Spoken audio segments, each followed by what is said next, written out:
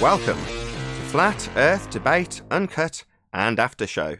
I'm your host Nathan Oakley, and if you are new to this channel, or you've not done so already, then be sure to subscribe, hit the bell notification icon and join button if you'd like to become a Nathan Oakley 1980 channel member and keep up to date with the Flat Earth Debate. If you would like to support the channel, there is a super chat that runs alongside each of these shows while they premiere, and there's also a PayPal, Patreon and crypto link in the info box below the video.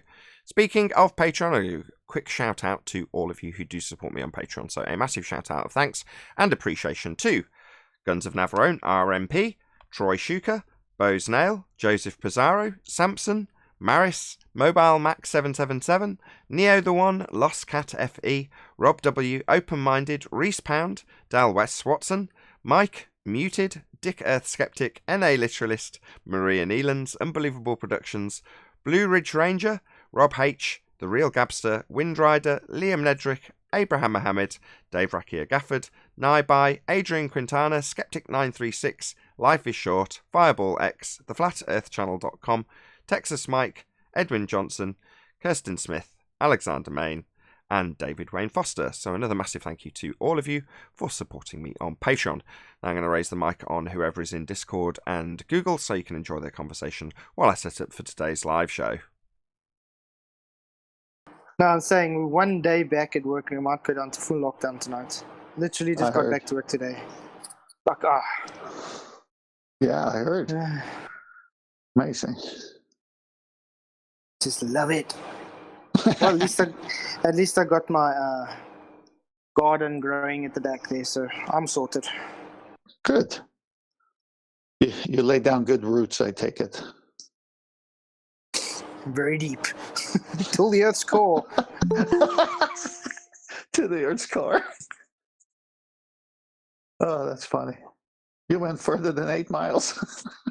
Yeah, well, I needed magnetic wasts. Magnetic force to grow it properly.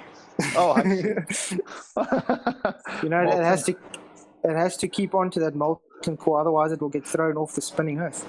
That's right. You gotta have that molten iron salad made of the right stuff.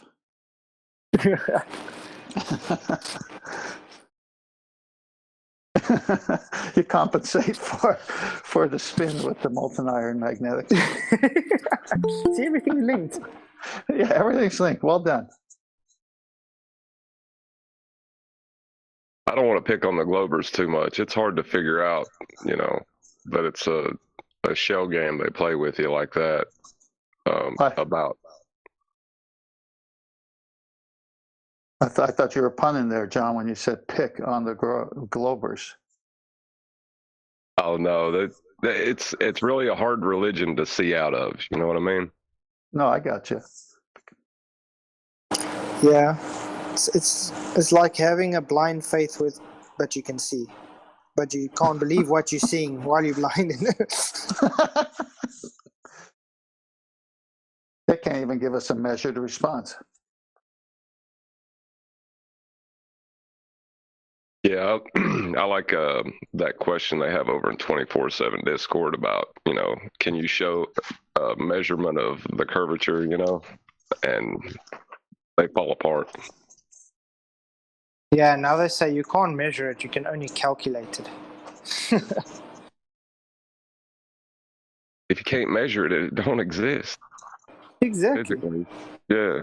If it's physical, you got to be able to measure it. Well, they know.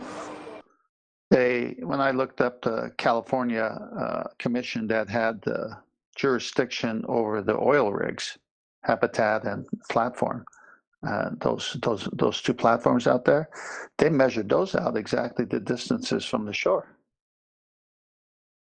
Yeah, exactly. It's actual measurements. And the horizon is beyond those. Even the Glober told me today, how are they gonna go out and actually walk thousands of miles and measure? I said, what do surveyors do every day?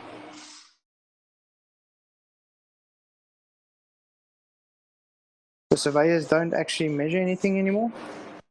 Oh, I thought you were going to say they walk thousands of miles. Hopefully with Earth curves. That'd be one tired surveyor. Imagine carrying your theolodite everywhere around. What you doing? No, I'm that's my staff.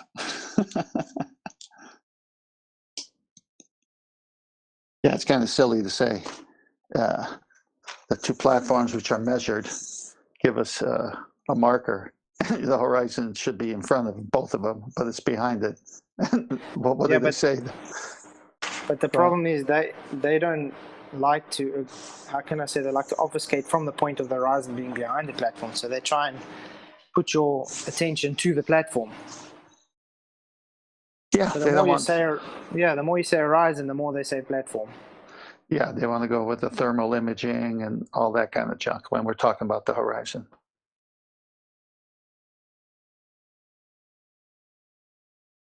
I mean, don't put the platforms in. You don't have a reference, and they're saying you're lying. You're about your distance. Then you put a reference in, and then they say, and they try and work on their reference and not what you're trying to show. I don't think they have a well-oiled argument at the end. They're just burning it up. That's it. Every time they talk.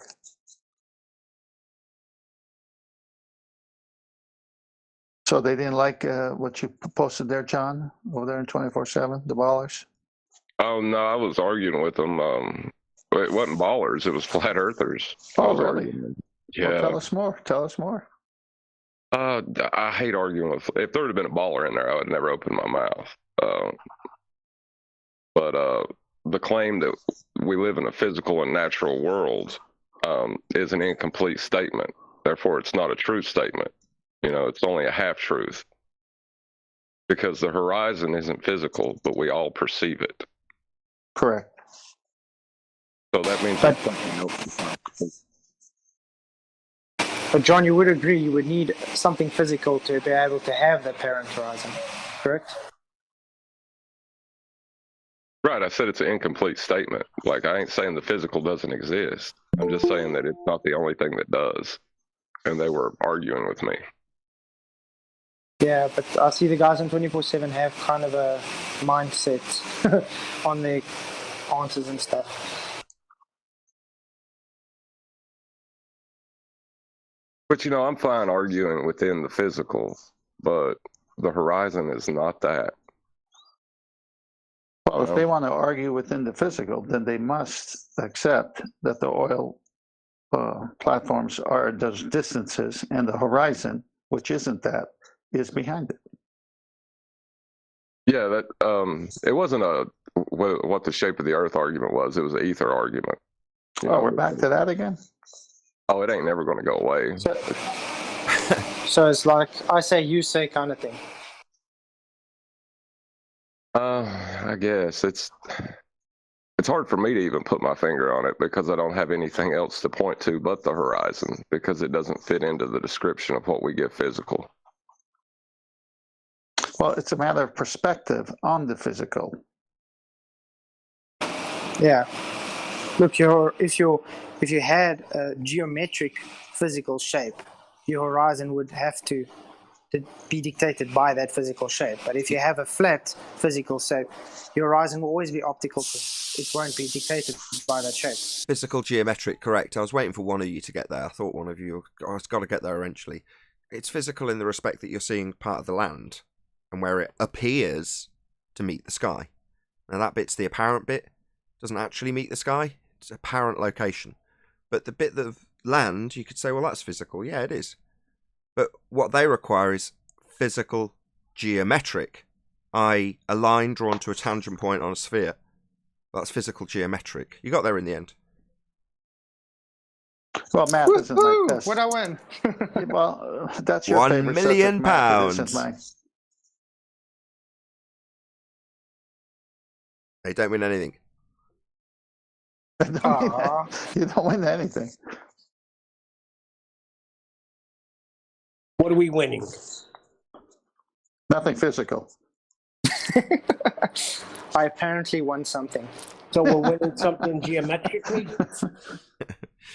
No, at this point, the Globers can't even enter the argument. You know what I mean? Like they're out. They're disproven. Yeah, that's correct. I was trying to say that to the people in the chat over the weekend. A lot of them were getting quite aggressive with the globe heads that came in trolling. I was like, it's more interesting to me that there's a very key split now. There's a greater proportion of flat earthers in the chat, marking their territory, so to speak, than there is globehead trolls. Now, obviously, there's an ebb and flow to these things, so it's not like that's going to stay consistent. But by the same token, it's the case that our side's won. You know, there isn't any rebuttal anymore. We've had a full year of it. There isn't ever going to be a black swan rebuttal. And there isn't ever going to be a second law of thermodynamics violation sky vacuum rebuttal either. And they're never going to show that stuff drifts underneath. It doesn't. They argue for why it doesn't. So it's game over in the truest sense of the word. So when you say, well, they've got nothing to come here with, that's true. That really is true. What we'll get from here on in, as far as I'm concerned, is people who are uninitiated. Yeah, uninitiated. And they stumble across the show for whatever reason. You know, the die-hard fundies might occasionally come. But on the whole, they know what happens when they get here, and all they can do is moan about it. Indeed. Yeah, their favourite word, fundy mute. So should I let Mind Warped in, given that every time he comes in, he rumpuses the G Plus hangout? Take a vote on it. Should I let Mind Warped in? Must say, I missed you guys these 3 weeks. Yeah. Crazy without the live show. That doesn't answer my question. Sorry, what'd you say? Maybe you should have a private talk with him first, since that kept happening and it's your show. So, well, that's it. I 5 minutes before, 10 minutes before a live show starts, I don't want to have a conversation with him about him completely rumpusing. Well, not today. G Plus hangout. Not today, but just text him and say, "Hey, let's talk about it after the show today and see where you're at." Yeah. He said he was going to get some help, so maybe he's okay. Maybe he's not. I don't know. Yeah. He says he's trying to get in. Yeah, I see that. That's what I'm asking. I want to see it. I want to see it. Not with 5 minutes. I don't. I think Nathan needs to debrief first. This happened too many times. Yeah, exactly. That's why I'm hesitant. It's like once maybe it's just having a bad day or whatever. If it keeps happening, I'll have a word with him and I'll let him in on the next show. Yeah, perfect. Before now, yeah, that's fair. That's fair. Yeah, Mitch is a nice guy. You should understand. Yeah. That'd be good to have him back. Just let him in then. All this for what? Hey, Mitch, how's it going?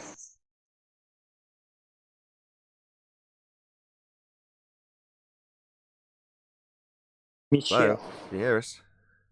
How's it, mate?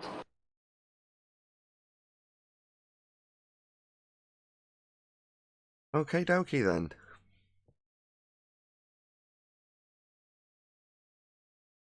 Can you hear us, Mitch? Hey, Mitch.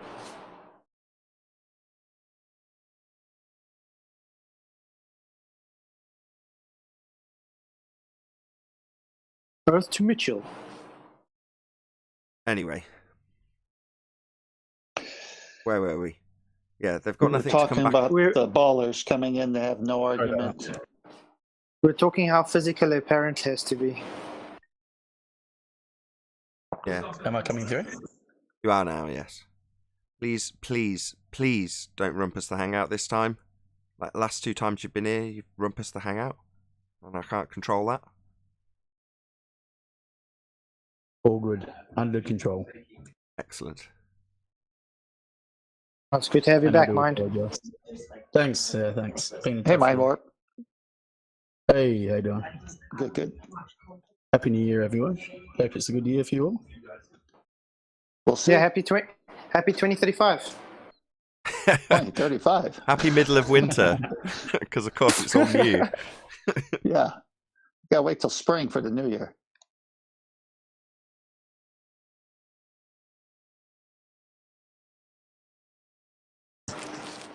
Frankly, I don't care what year it is. Every day is just a new day. Well, once you got your garden in the back going, it don't matter. Yeah, all that magnetic forces. Yeah. So let's go back to the ballers having no argument after 1 year of the Black Swan. Yeah, it's all over, but for the crying. Yeah. What is there to talk about then? Well, it's just nice to summarize when they come in here? And I remember they pulled a citation, and we read the citation, and it says exactly what we said, where the sky meets the land, the apparent location is now real. And they're pulling the same citation we would. I mean, it's a backed our argument every time when they did it. Yeah, it's so great when they bring up something that says done on a flat Earth. Oh, Andrew Thomas Young says all of it was done on the plane. So yeah, everything's done on a flat Earth.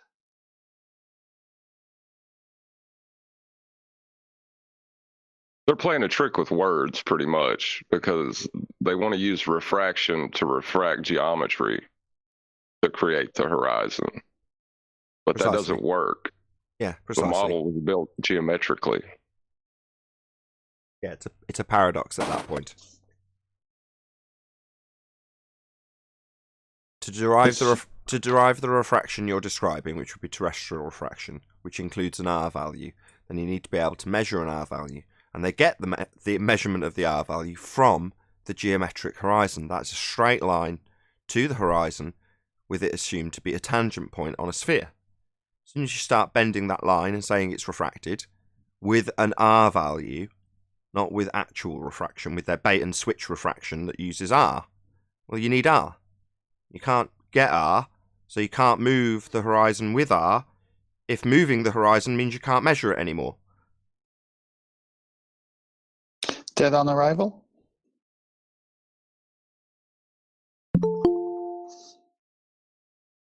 Indeed. So, your globiolus got a lot of talk here. Brian's just joined, actually. Speaking of globiolus. Hey, Nathan. Hey, everybody. Hey, Brian. Hey, Brian. Great video last one, dude. Yeah, very good video. Yeah, well, it needs to be pointed out more and more to them that their claims are completely wrong. So, I was delighted that you'd furthered that, because as it got discussed with Arwin, because Arwin's like, no, I want to call it Nathanian Coriolis effect. It's like, no. The whole point of this is to distinguish where they say Coriolis, but they actually describe something that is not Coriolis effect. So that needs a label to divide up the confusion so that people actually understand what's being described. yeah, I absolutely, totally agree with you, because the globiolus is perfect for the people and for the claim, because it sounds so silly and so stupid, and it's obviously not the word Coriolis. So you're not just distinguishing between the two, you're also giving them and their claim the name it deserves. Indeed. You know what I mean? Yeah, so when you're having a conversation back and forth, as long as we can be disciplined enough to actually say globiolus when we're describing them talking about the conservation of angular momentum and a minor or partial hijacking of what they call Coriolis effect, as long as we can consistently identify it as that and then consistently detail what Coriolis actually is, i.e. not actual deflection observed from a non-inertial spinning reference frame as you're attached to it, observing something that's not attached to that spinning reference frame. That's Coriolis effect. As long as we can consistently detail what Coriolis actually is, and therefore at the end in summation say, therefore if we have Coriolis, Earth is turning under things not attached, because that's what Coriolis is, rather than saying, well, in Coriolis it wouldn't retain the angular momentum. It's like, that's not Coriolis. So let's say, no, in globiolus, you describe things retaining angular momentum. Well, angular is the speed that it rotates at however many radians, not in a mile per hour speed variant that you're going to give, because you're talking about it retaining its rotational angular momentum. Well, Velocity. So when they're talking about globiolus, we'll define it as such, because we're no longer talking about Coriolis. If we call it Coriolis when we're detailing them talking about things retaining 1,000 miles an hour on the equator when they leave a spinning claim to be platform that they're assuming, when we detail that, we'll call that what it is, globiolus, so that the audience can distinguish between the two things. The lie, their hijacking partially of Coriolis, and their attribution of the, what is it again? Angular resolution. What is it again? The angular velocity retention? The conservation of angular momentum. There it is. Conservation of angular momentum. When they claim that, we'll point it out as globiolus. Yeah, but the thing about it is they're not even claiming. They're claiming the conservation of angular momentum.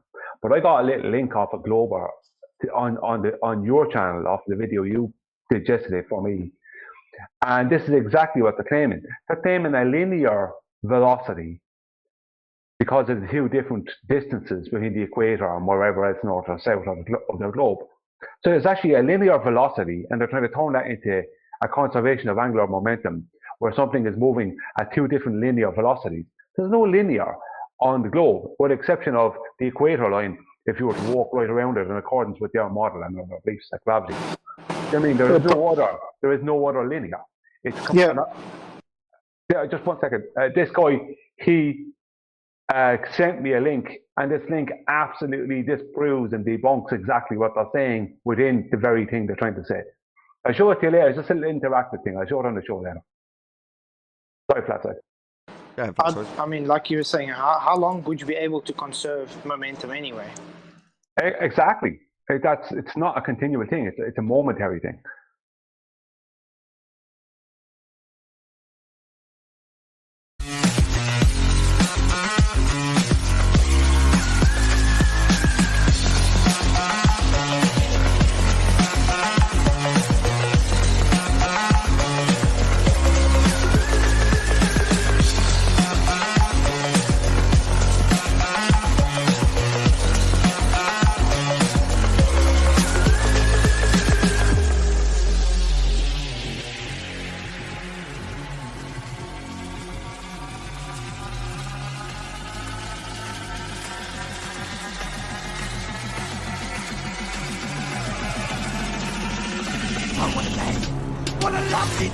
Welcome to Flat Earth Debate Live.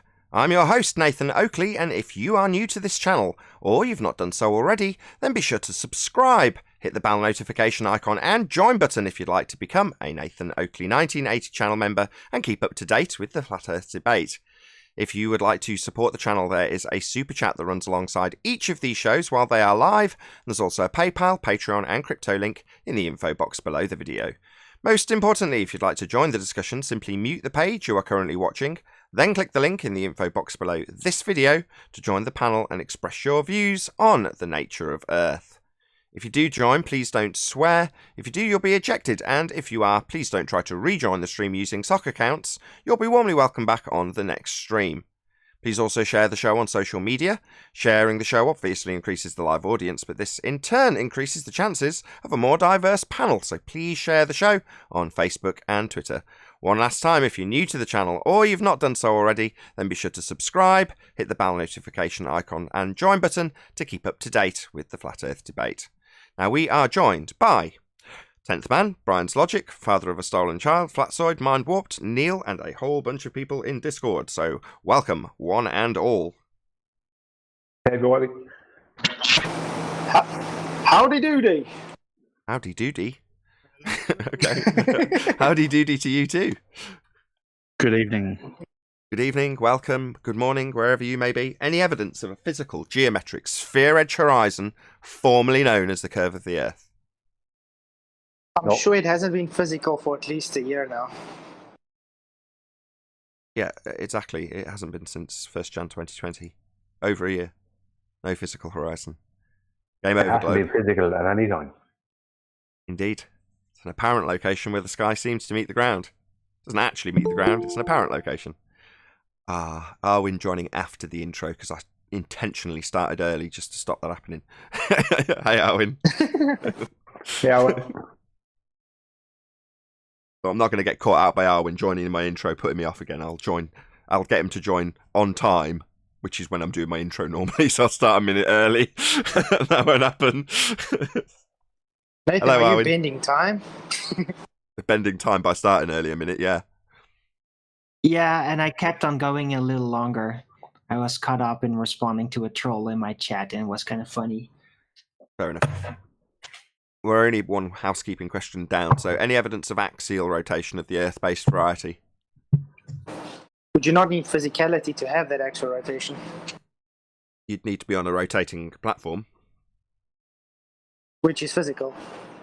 physically rotating. That's what they claim. Yeah, they claim Earth spinning. That's right. So we don't have rotation, we don't have physicality, so we don't have a globe. Hey, by the way, guys, isn't that kind of funny, the idea that if the Earth were rotating across the equator, basically, which is what the ball supposedly says it is, then if you would unfold it like the map, then technically, yeah, the entire disk Earth presupposedly would also be rotating like a roundabout. Except there would be more centripetal effects at the south and less at the north. But yeah, there isn't any, though.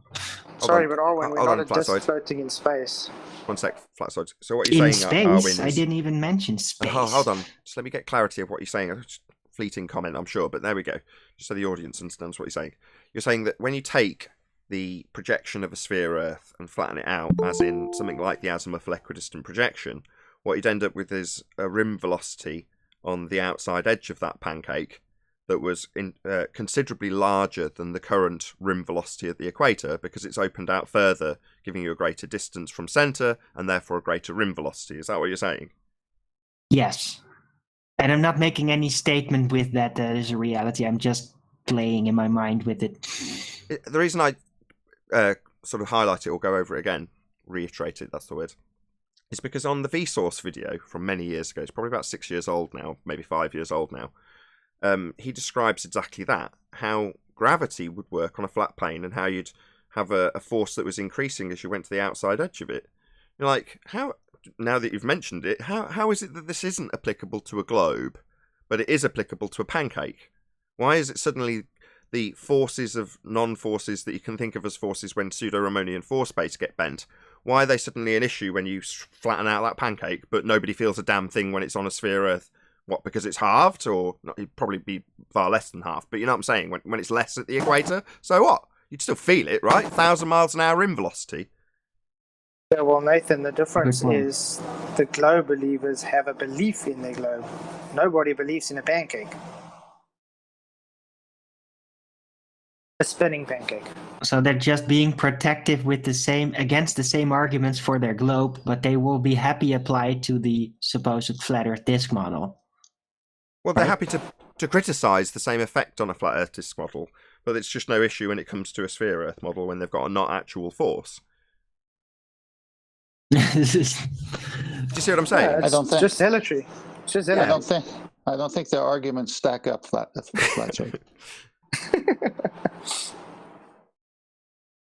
Any evidence of the distance to the sun? No evidence for a distance to the sun. I'm going to bring up a point that Bo brought up in a chat over the weekend. So he's been making observations of Jupiter and Saturn, which are in close or have been in close proximity. Shout out to Desmond for joining as a penguin. And based on what he was explaining to me in the chat, something clicked that I'm sure will now click for all of you as well. The movement of the stars based on their distances in astronomical terms, when presupposing a sphere Earth and presupposing Venus as the same assumed R value as Earth and applying Kepler's third law to give you the distances. When you have those astronomical distances, based on the mechanics of Earth turning, we would, throughout the night, see parallax. Now, the only movement occurs the following day. So if you take into consideration something like a wandering star, right? What happens? Well, when you draw out the dots and join them together after a few nights, you can see that its position relative to the other stars would move backwards, but only in reference to the previous night, and its position relative to the stars the previous night. But throughout the night, there's no parallax.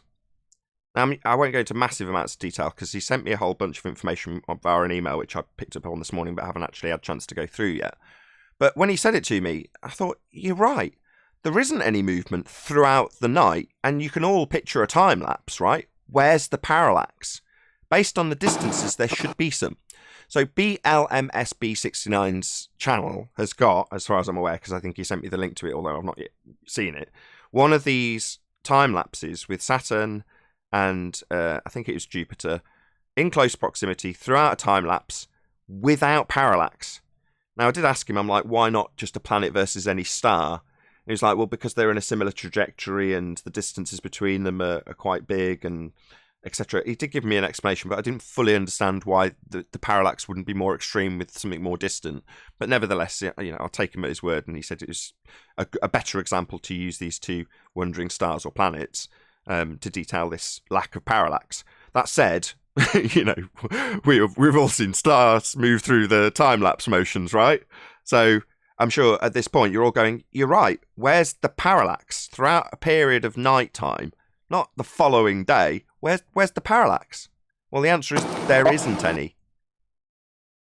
Well, if you actually think about it and stars move independently of one another, you wouldn't expect to see it because they move in their own cycles how they move. But to the globe, you need a parallax, and it's not there, so you're right. There isn't any.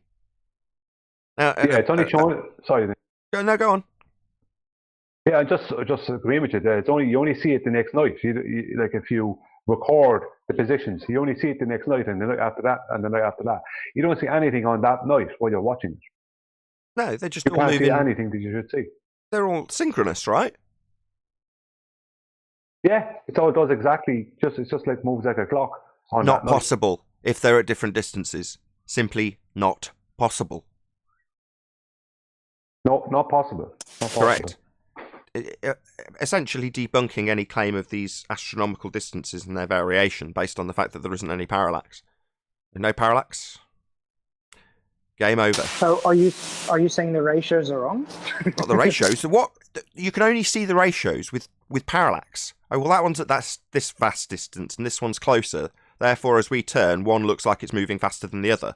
Like if you're on a train and you've got the platform going by with mountains behind it. They both move at different distances, at different speeds, apparent to your trajectory or your vector. So the platform will whiz on by as the mountains don't seem to move at all in the far distance. Things in the foreground somewhere in between. Well, the same would be applicable to the stars throughout the night, as we're claimed to rotate underneath them. Well, that means we're the one with the train vector moving past stuff, some far, some near. Ergo, there must be parallax. There isn't. It should be a new housekeeping question. Go on. Any visible signs of parallax in the night sky? It may very well get added. When he said this to me, I thought this is worthy of housekeeping. This is awesome. Obviously, I'm going to check out his emails. I've not even read it yet. But when he detailed it quite concisely and accurately and to the best of his ability in the chat on one of the Uncut and After shows. So, big shout out to him. Is it BLMSB or is it BMLSB? I always get it the wrong way around. I think it's BLM. Yeah, BLM, yeah. BLMSB. Big shout out to BLMSB69. That's Bo's channel. Check it out. He is also the originator of the black swan image used to make the Modus Tollens example. So, massive shout out to Bo. And thank you very much for passing on this information. Epic. It's one of those that you go, how didn't I think of that? Absolutely awesome. Excuse me. Well, I think in heliocentrism, they have a positive calculation for parallax between the movements, the slight discrepancies within the star movements, but they only calculate positive parallax. They ignore negative, where it returns to its previous position. Oh, I see. So what they're saying is if there's a minor deviation in something that potentially could have caused that to happen with a bit of, I don't know, hot air between you and it, well, that would cause the parallax in the one direction. But if it returns, that's ignored. Yeah, that's what I'm saying. It's kind of accounted for, but then it's ignored as well. Flat side, you're off mute. Yeah, you're causing a bit of a Yeah, racket. sorry, I realised that. It's okay. So, yeah, it's nice to have a relatively recent, well-versed ex-Globehead on the panel, John. Already hearing the rebuttals, right? So this has clearly been put forth before and just been shot down. Well, yeah, they say that they account for parallax and they measure parallax, but when it's found that there was a negative parallax, they just dismiss the observation. This argument is around a few years, but it's kind of one of those things that it's not until now, probably right now today, is actually really seeing the light of day, because I've heard Globusters and others speak about it, and I do remember, I think it was Mark Sargent or someone speaking about it when I first heard it years ago. Maybe it could have been Jaron Campanella. But it's around a good couple of years, but like all those other things, just like the argument about the horizon with the black swan, we were so involved in so many other arguments trying to deal with other ones that we deemed more what's the word, had more priority. We never got around to this. But now we are at a point where we can now look at this without having to worry about those other arguments. If you know what I mean. Nathan has, well, the much younger Nathan Oakley has a show on Parallax. I watched it. One of the earlier shows, Nathan, where you were on a train, not like a train going through well, maybe it was a train going through the country, but it was a train either in the city or the country, and you were talking all about parallax, and you were pointing out your window to objects. Do you remember that? Yes, but by the same token, it's not. I may have made this argument myself. That's not the point. My point is, it takes someone like Bo to say, here's two planets without parallax. The argument is as follows, and then just lay it out. And keep it concise. What I'm saying is that, like the black swan, plenty of people, having looked at this after the fact, right, I went back and found a few other videos that had black swans in them, and they had the most thumbs down I've ever seen. Disproportionately high thumbs down on black swans before it was the black swan. And you go, oh, yeah, that's interesting, eh? When someone comes and shows the horizon beyond a physical geometric capability of being somewhere and they make a little argument about it, won't necessarily be modus tollens, but they point it out that it's not possible. That gets the most negative feedback from the globe side. Yeah, that's why, right? And I'm sure if we went back after the fact, once this has been polished up and presented a bit better, we'll go back and say, oh, look, here's a few people pointing out parallax, the lack thereof, and it's got a very negative reception. I don't doubt it. Yeah, absolutely. With the whole black swan thing, the J. Tolan Media's famous observation from Point Dume in Malibu to Mount San Jacinto, he should have had an horizon 15.25 miles away from him. But he didn't. He had Santa Monica Beach just over 19 miles away, and Los Angeles, and everything else all the way to Mount San Jacinto. And they did everything they could. And if you look at their supposed debunks of that, because I did a presentation on it and I pulled their debunks apart, they did everything they could. They lied everything just to get rid of that. And the main problem was the horizon.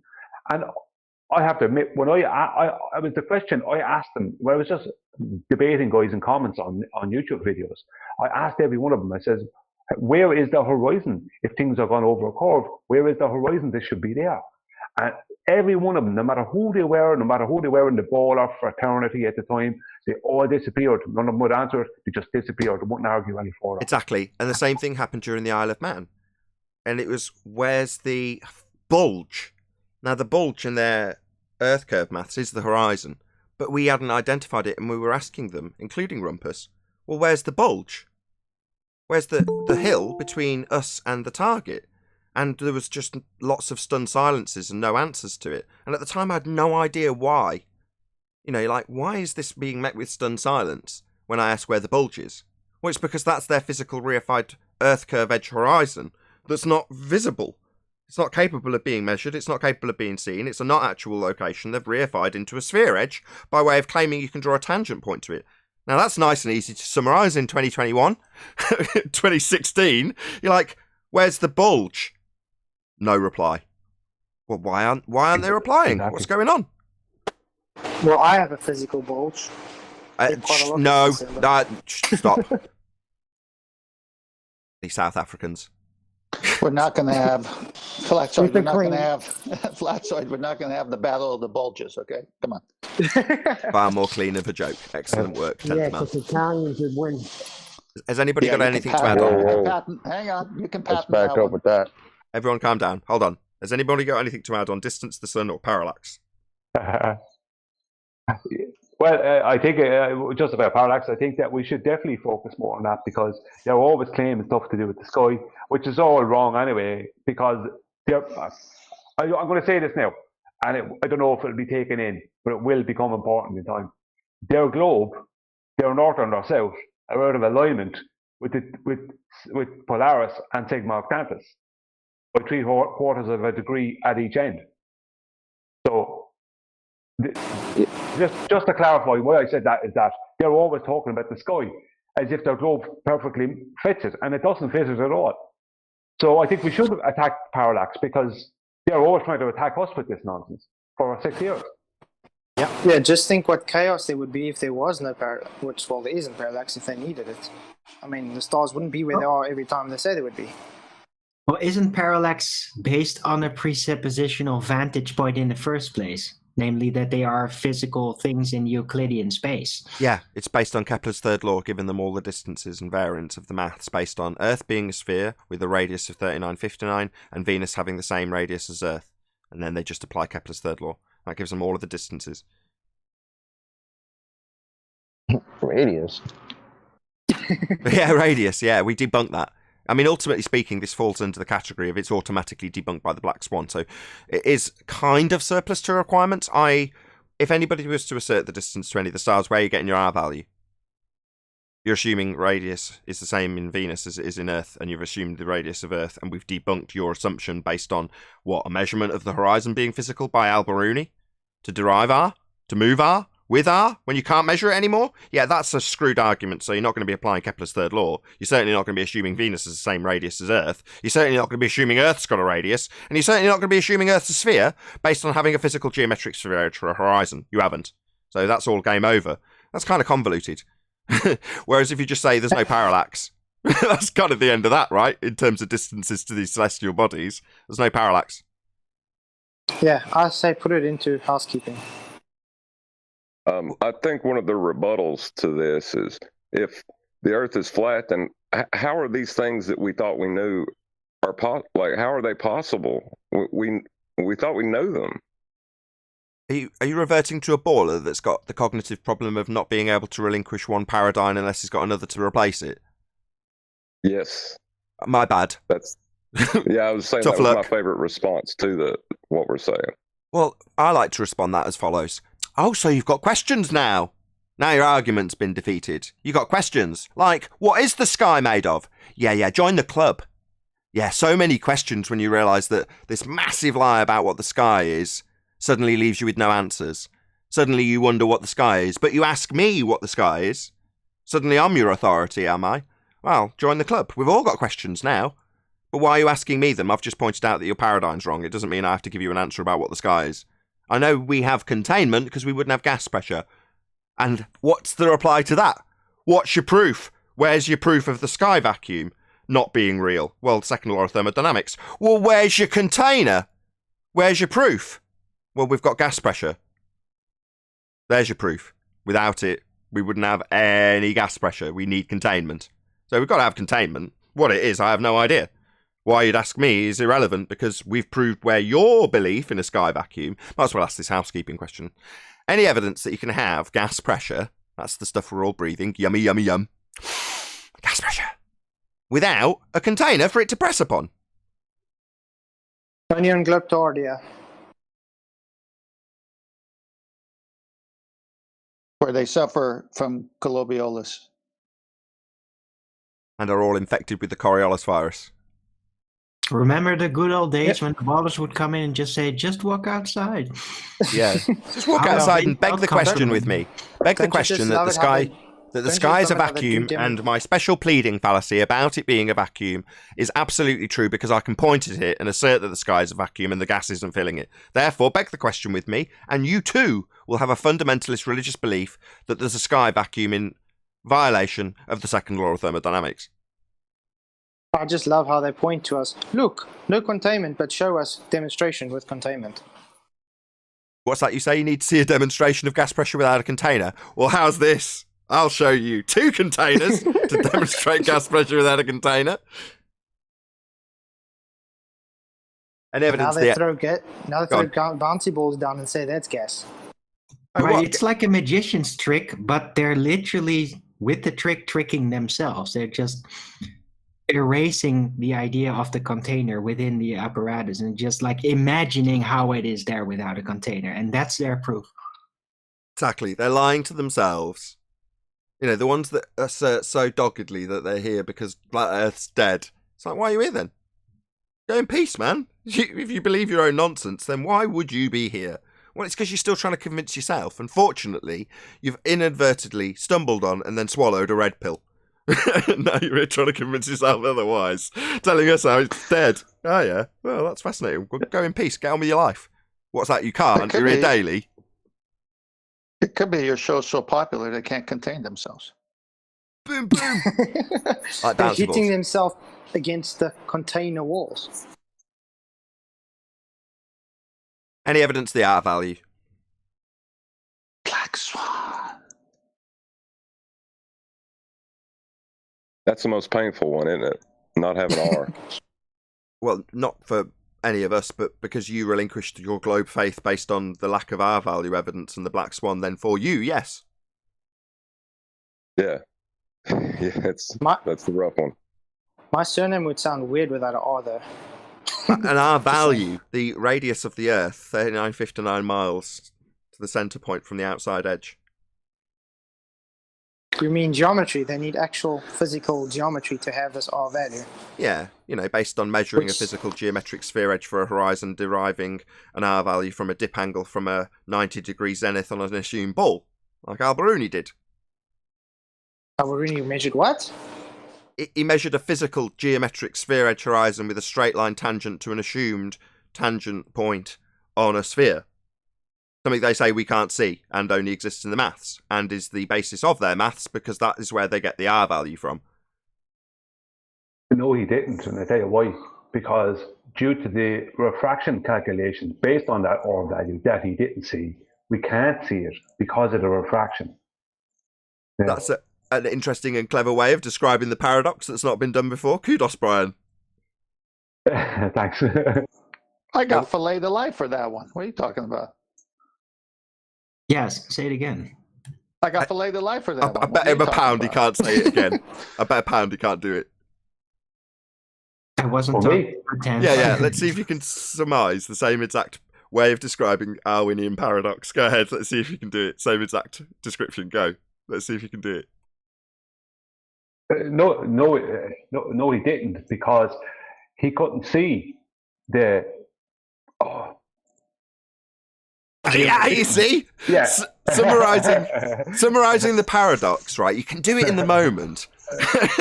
But when you come to actually repeat it, because it's paradoxical, you're trying to describe doing something that can't be done.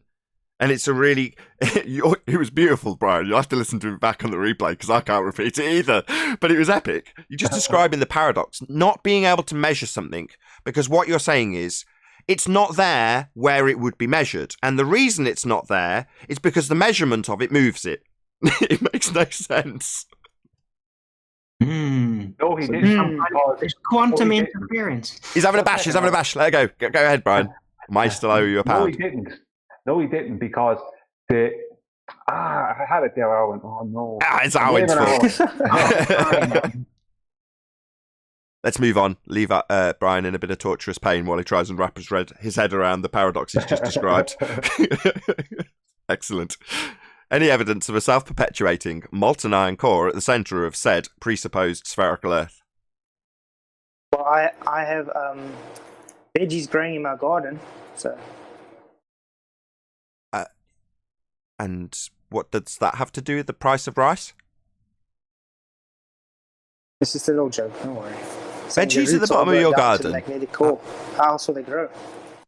I'm lost. Right, veggies at the bottom of the garden, self-perpetuating molten iron core, centre of a presupposed spherical Earth. You're going to have to link these two things together for me. He's trying to say that the only way that root vegetables grow is when they reach the molten iron core. That's where they get their magnetic energy to become root vegetables. Is that what you're saying? Yeah. That is what you're saying. Yeah, how do you think I get my delicious poikikos? That's why they're full of iron. Come on. Well, I mean, you can always affirm the consequent with such things. If there is a presupposed spherical Earth, with a molten iron core, then my vegetables will grow beautifully because of the magnetic field.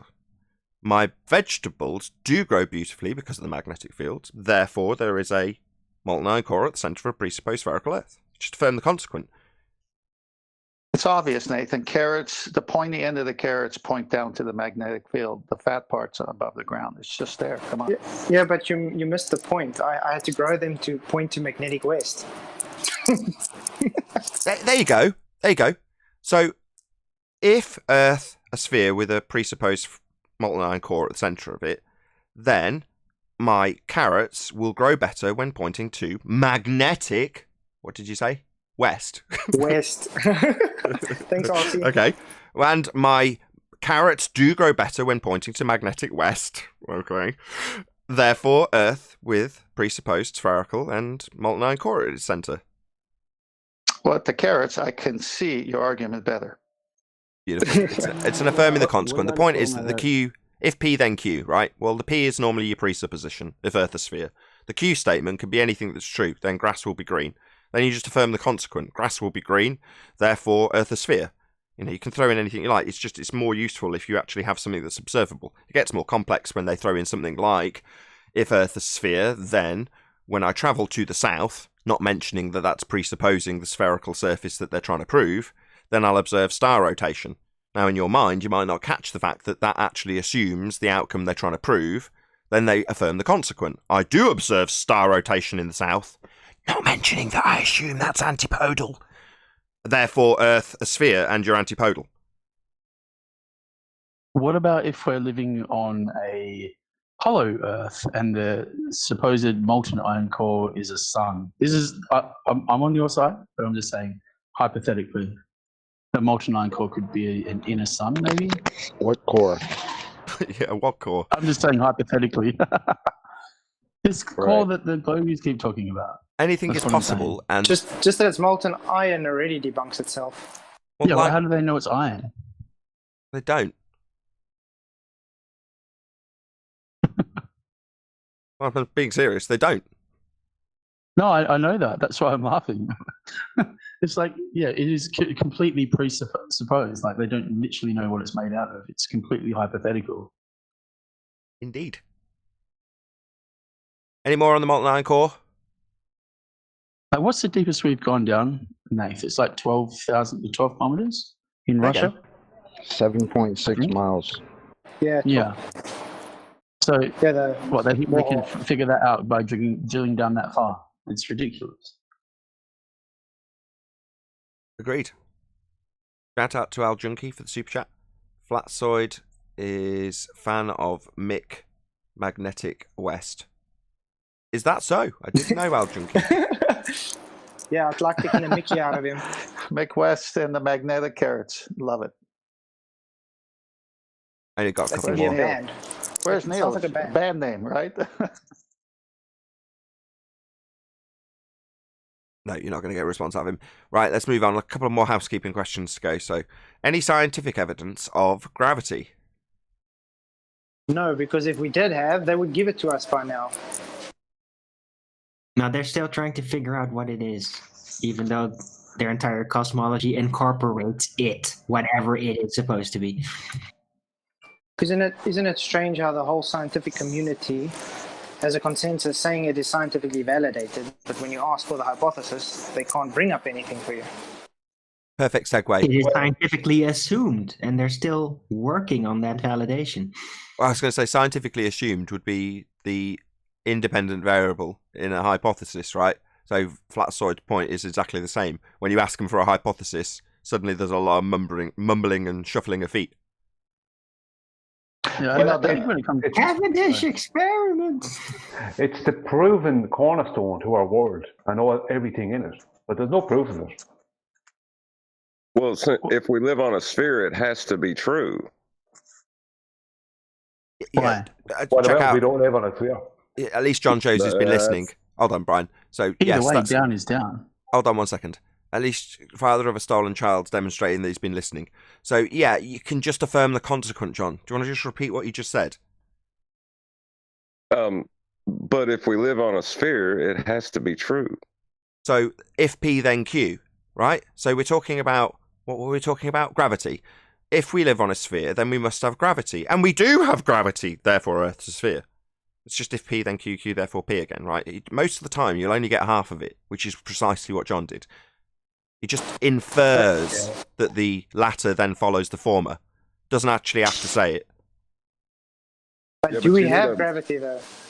But you need a measured arc. There's something there that when we drop something, it goes down. But the thing is, all it is things going back into equilibrium. Like, say, for instance, we've spoken about this heaps of times. Like, if you're on a globe or you're on a flat Earth, like, down is down. Right? So if you're going to pick something up, it's going to fall.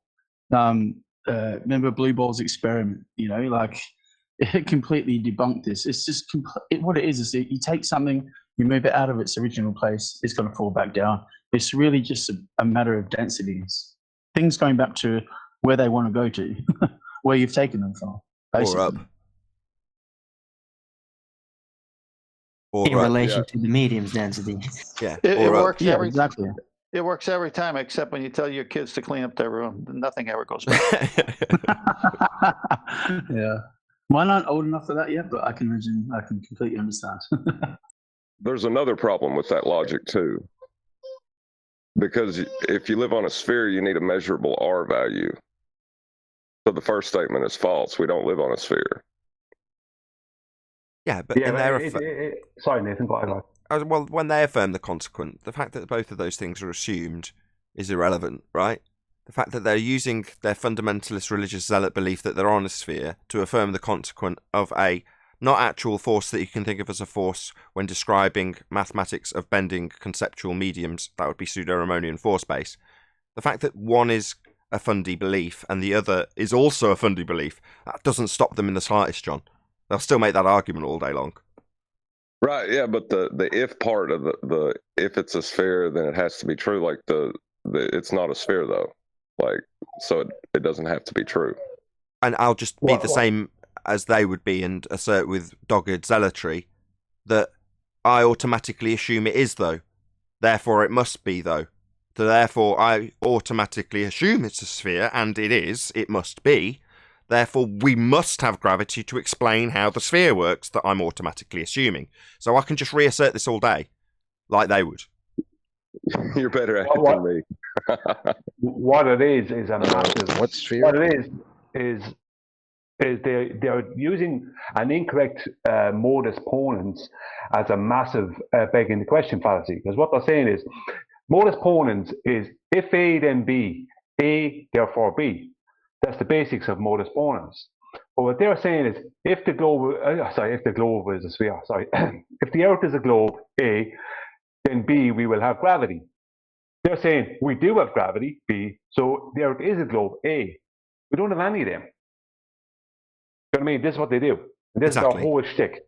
Yeah, so you're saying that if you assert, if I grow grass and care for it, it will be green.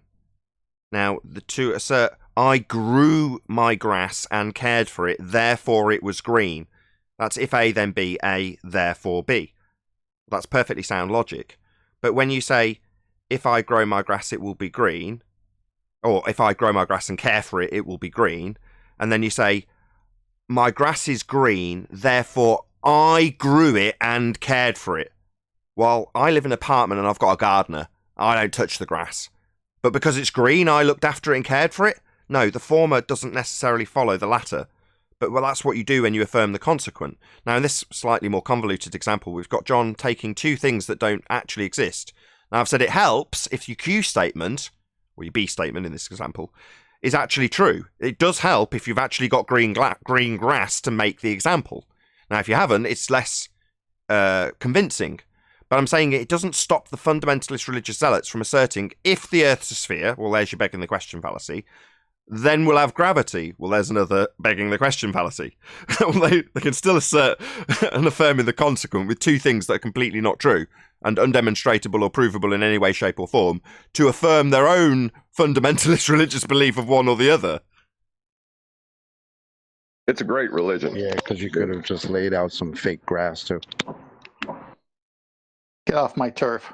Well, they don't even need the grass. That's what I'm saying. In this example, right, you've got something that's not physically capable of being viewed or measured. That's the sphere Earth. We're standing on a flat plane. It's as simple as that. So those two things are incapable of derivation by measurement. Even though it's claimed to be, we've debunked them all, so let's not go over how.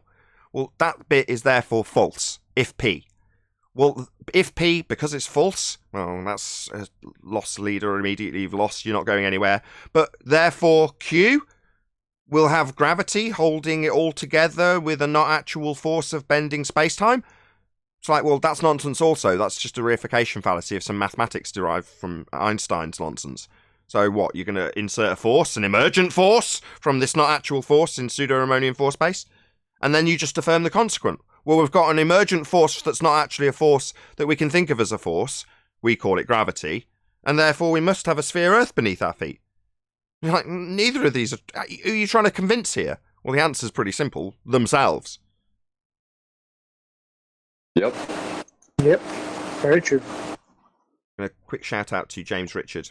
If I drop a variable within a medium and the variable falls through the medium, then I take the same variable in a different medium and the variable goes up, it's not the medium. Is not the medium the cause? It's kind of grows in you, doesn't it? Thank you very much for the super chat, James Richard. It's got a question mark at the end, but I don't know how to answer. I was saying your grass analogy is one of your best when you're trying to share whether affirming the consequences. Show you how to clip it out. I didn't tie it to anything though, so it's just an example of affirming the consequent. That's what I'm saying. It was good. Well, it's not tied to anything. Let's do it. So if I've cared for my grass and grown it, it will be green. My grass is green, therefore I've looked after it and cared for it, even though I've got a gardener. Affirming the consequent. If the Earth is a sphere, then I will observe star rotation in the south hemisphere. I observe star rotation in the south hemisphere, therefore the Earth's a sphere. So the former doesn't follow the latter. Well, the latter doesn't follow the former, I should say.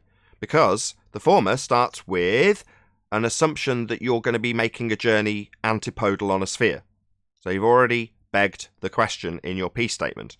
Now you're affirming it by saying that when I travel south, well, let's not assume that we're travelling south and going to end up antipodal, like your assumption dictates. South is towards the horizon. So we arrive south, the sky's still above me, the ground's still below me, I'm not hanging off the bottom of a sphere. I haven't assumed I am, so I'm not.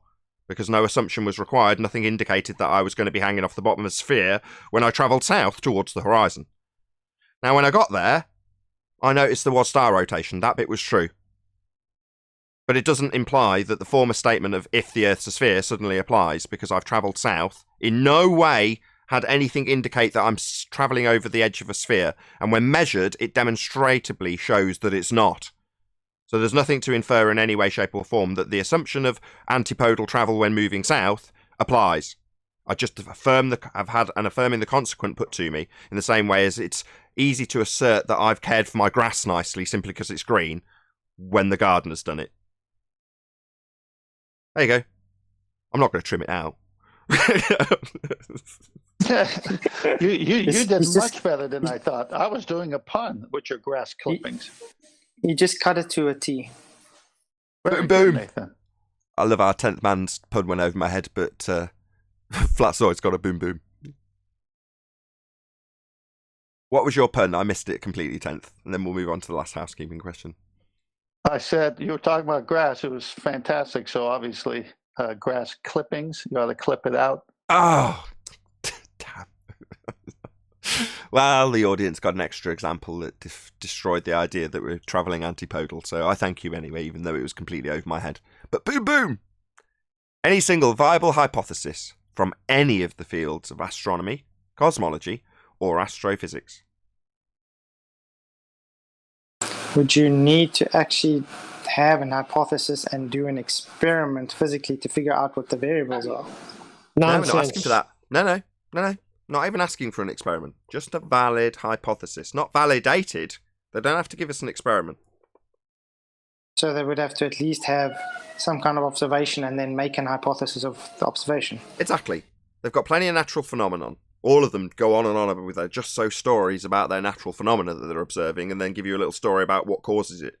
Now, that's not sufficient. We're saying if you've got a natural phenomena, you can easily suppose the cause of it.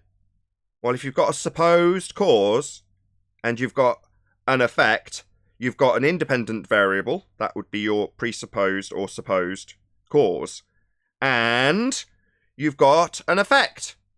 Well, that's all we're asking for. You can then formulate that with a null if you choose to. If A, that's your presumed cause, then not B, not the effect. That's your null. That's all the hypothesis is.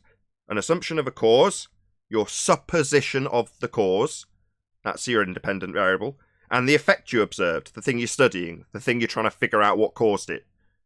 And then you say, if my independent variable, supposed cause, I won't see the effect.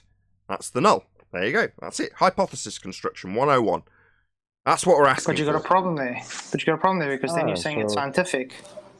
So we just need an independent variable that we can manipulate, huh? It is scientific. That should be easy. It is. Hold on, Chocolate. Hold on, just one sec. It is scientific. That would be a scientific prediction.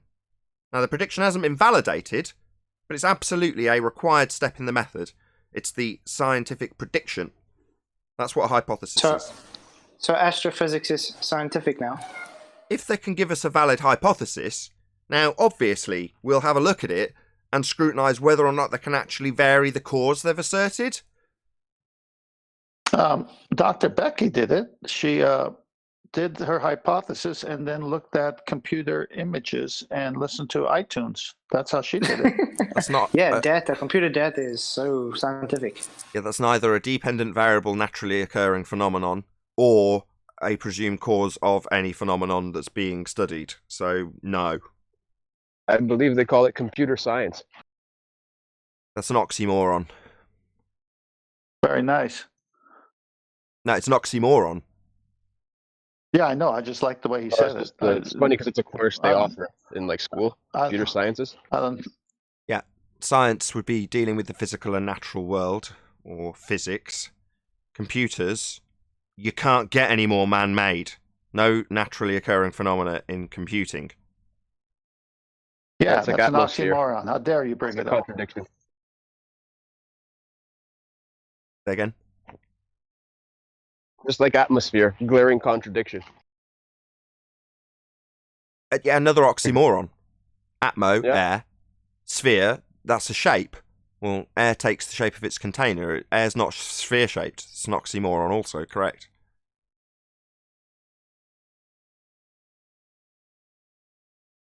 That's one of the ones that's going to take a long time to untrain saying the word air, sphere, presupposed fundy belief. Those two words are ingrained in most of us, right? Or one word, I should say. But you would need actual containment to have a shape, would you not? Because it would take the shape of a container. If the air was sphere-shaped, it would be because it's in a sphere-shaped container, that's correct. It could only be asserted as atmosphere if the container was a sphere. Funny enough, they say that Earth is an open system, so they don't have containment. How's that work? Yeah, exactly. They just say that the air is sphere-shaped. I thought they had a valve. Bivalve. I don't think so. Yeah, they were saying they had a little valve up there. One of the ballers said that. Maybe one of the ballers. You were on the debate with Craig Fight the Flat Earth, and he was saying something can get out, but something can't come in, remember? Yeah, it's a closed system that lets matter in and out. Hold on, say again, Mr. Palmer. Like a pressure release valve. Yeah, but a valve is something that opens and closes on a container, or between two containers, or between a container and the open air. That's what a valve is. So that would imply that there's something around a sphere Earth, and there's a little tap or valve or whatever you want to... This is nonsense. Why are we even contemplating this? It's the implication that we do have... It's because of Slice Volcano, who says it's a closed system that's open, remember? And Fight the Flat Earth, that says it's a closed system that lets matter in or out. Right, these are contradictions in terms. Like married bachelor. Can't be a little bit pregnant. You're either pregnant or you're not pregnant. Try telling them that. It's either open or closed. Can't be open closed. Like it can't be a liquid gas. This is when I hate when the ballers come. Oh, but thermodynamics only works with isolated systems. And they're like, oh, really? No, only is described in the law. Now, the law describes something that occurs always, and the description uses ideal circumstances to describe it. But it's describing something that occurs always. So the law isn't the thing being described. It's the description of something that occurs always. Hence, it gets the title Law of Nature. So the nature bit is the thing that's occurring always. The description bit is the law that describes it. So because the law says isolated systems, yeah, that doesn't matter. It's describing something that occurs in nature. The idealized circumstances that describe it aren't the effect. Don't you think we would have big problems with mechanical engineers studying thermodynamics and saying, sorry, we can't use it for open and closed systems? Yeah, exactly. Hold on. We're going to apply the second law here. I don't know, let's not apply that in this model because, this isn't an idealized circumstance that we're going to be building. It's not going to be perfect. It'll still have some heat transfer through the container, so it's not isolated. So, yeah, I think we should just give up. Well, I think one of the tricks is to, in your mind, you got to imagine it's an open system and an open container are exactly the same thing. Okay. But they're not necessarily. Okay, so I'm imagining an open container, right? And what I've got, let's say it's massive. Let's say it's the size of the Earth. That's how big this container is, and it's open. And I'll open up a valve in a chamber that's got gas in it. And all the gas just goes everywhere and disappears really rapidly. So I've imagined it, and the gas just filled the space in line with natural law. Well, see, it's a bunch of like mental games you got to play with yourself to actually get there, and it still doesn't make sense in the end because you're never going to get your presupposition of gravity to overcome entropy. Indeed, it's not sufficient. There's not actual force. Shocker! You'd think not actual forces would be really powerful with their not actual nature of not doing anything actually. Physically. Yeah, you'd think that would overcome a natural law, wouldn't you? Oh no, that's just the delusion that you have to tell yourself if you're a globe-believing fundy zealot that's got a globe belief. But what I'm saying is, even within that conception, when you're in the globe, you still have to imagine layers and imaginary containers going up and pressing down on the imaginary container below it. All right. So and when you do that, John, because you've been there, what you say pressing down on the one below. What about the one at the top? Because gas expands in all directions. It's not just down there, right? So what are they pressing on at the top? We don't try to talk about the top. We stay away from that. But that's what I'm saying. They're violating anything. I mean, they're trying to say gas is only down at one vector. If someone can prove that to me, Oh, I can. Be amazing. I can cite Thunderfoot Clown. What you do is you take some solids, forget that they're not gas, and pour them into a fish tank and watch them go down, go boom, boom. When you pour those solids through a gas, that'd be the air. And now the air is just moving in all directions and still managing to go into the container and into the person that's pouring the bores out's lungs to make sure that they can still breathe. So it's not staying just in the container, the gas that we refer to as expanding in all directions. But bouncy balls, if I pour them into a fish tank, then I can assert that gas does that. It goes down, go boom, boom, like bouncy balls, even though it expands in all directions. It's nonsense, but I can assert it because a PhD clown called Thunderfoot asserted it, with demonstrations, with him pouring bouncy balls into a fish tank. Wow. Not convinced? Surely that convinces you that gas go down, go boom, boom. No, but you're saying... one person will come in here and describe how gas acts like bouncy balls, but then tell us how bouncy balls acts like gas. Yeah, he did that, didn't he? Yeah, he said if you imagine that the bouncy balls have got elastic collisions, then they'll expand in all directions and won't slow down and eventually pool at the bottom of the tank. So in other words, if bouncy balls behaved like gas, they'd fill the space. Now gas behaves like gas with elastic collisions and fill space. So if space was a space and gas behaved like gas, not like bouncy balls behaving like gas, but actually like gas, that's expanding in all directions, elastic collisions, not going down, go boom boom, then it would fill the space, because space is a space, right? According to them. But then we'd all be dead, because the gas would have filled it. But this is where they say it's not gas, they say it's atmosphere. But then you ask, what is atmosphere made of? There's a bigger issue. There's a bigger issue. Gas is only gas because it has become less dense than liquid. And liquid is normally less dense than most solids. So gas is only gas because it is the least dense matter we know of. What about... So how can it be going down, going boom, boom? What about liquid gas? If you can find me some of that. You gotta ask Rumpus about that. He's the only one that knows about liquid gas. Yeah, but Nathan, liquid gas is just compressed gas. I see. Fascinating stuff. Meanwhile, gas expands in all directions to fill the availability of volume that it has to fill. Not to mention thunderclouds. Metals can actually use the fucking turn fish into tank. gas. Like, why didn't we pour it on top of a beach ball? Why didn't he pour the bouncy balls onto a beach ball when he was saying that bouncy balls, which will go down, go boom, boom, because they're not moving in all directions and bouncing off each other with elastic collisions? Why didn't he pour the non-analogous bouncy balls onto a basketball? Is that what you're asking? More analogous beach ball instead of a fucking fish tank. Like, that's retarded. But it still wouldn't... Because it'd fall off, and then his magic trick will be over for the Globetrotters. Yeah, it looks very silly. The beach ball doesn't have a presupposed molten iron core, that's why. Well, you can think of it as having a presupposed molten iron core.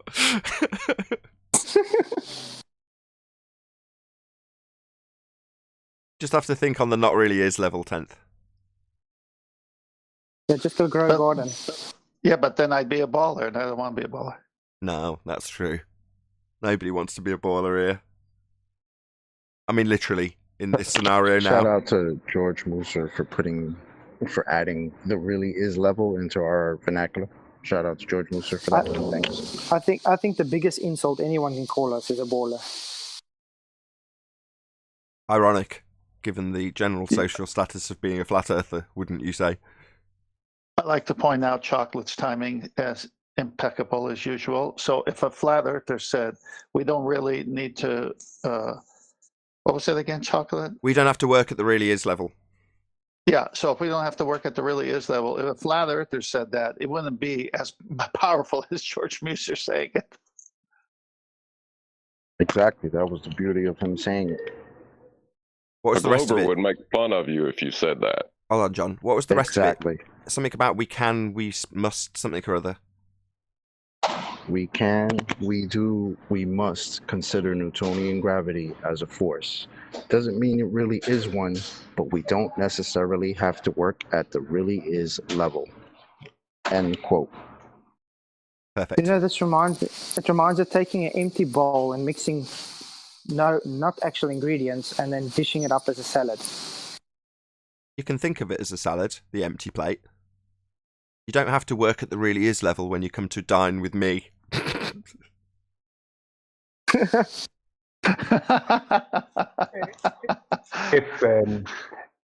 Rumpus, I just heard you comment. I couldn't come in a second ago when you talking about what reply Rumpus would give if he was asked, how come if we drop these bouncy balls onto a beach ball that they would just fall off it? What he'll do is he'll say it's not analogous because it doesn't have the mass that Earth mass that the globe Earth has, so it doesn't have the gravitational effect. Blah blah blah. So what he will do, and all the rest of them, just for clarity for the audience, is they will then turn that very pertinent question really into a monstrous begging the question fallacy. Yeah, they'll point but that's 106 years old. Well, no, I see where you're going, Brian. What they'll say is if it was a big enough beach ball, and when you get to, well, how big? Well, about the size of Earth, then my special pleading fallacy kicks in, with that, I'm going to say a huge, massive, enormous thank you, first and foremost, to both Discord and G Plus panels for making today's live show possible. If you are watching this on either Nathan Oakley 1980 or Nathan Oakley Premiering streams, then stay tuned, as there will be an after show to follow. Fortunately, if you are watching this live, this is where we bid you farewell. A huge, massive, enormous thank you for smashing the super chat, liking, commenting, sharing, subscribing, and all that good stuff. Be sure to check out nathanoakley.com and the Flat Earth Debate Forum to keep up to date with the community debate. I've been Nathan Oakley. Once again, stay tuned if you're watching on a premiering stream, and I'll see you all in the next video.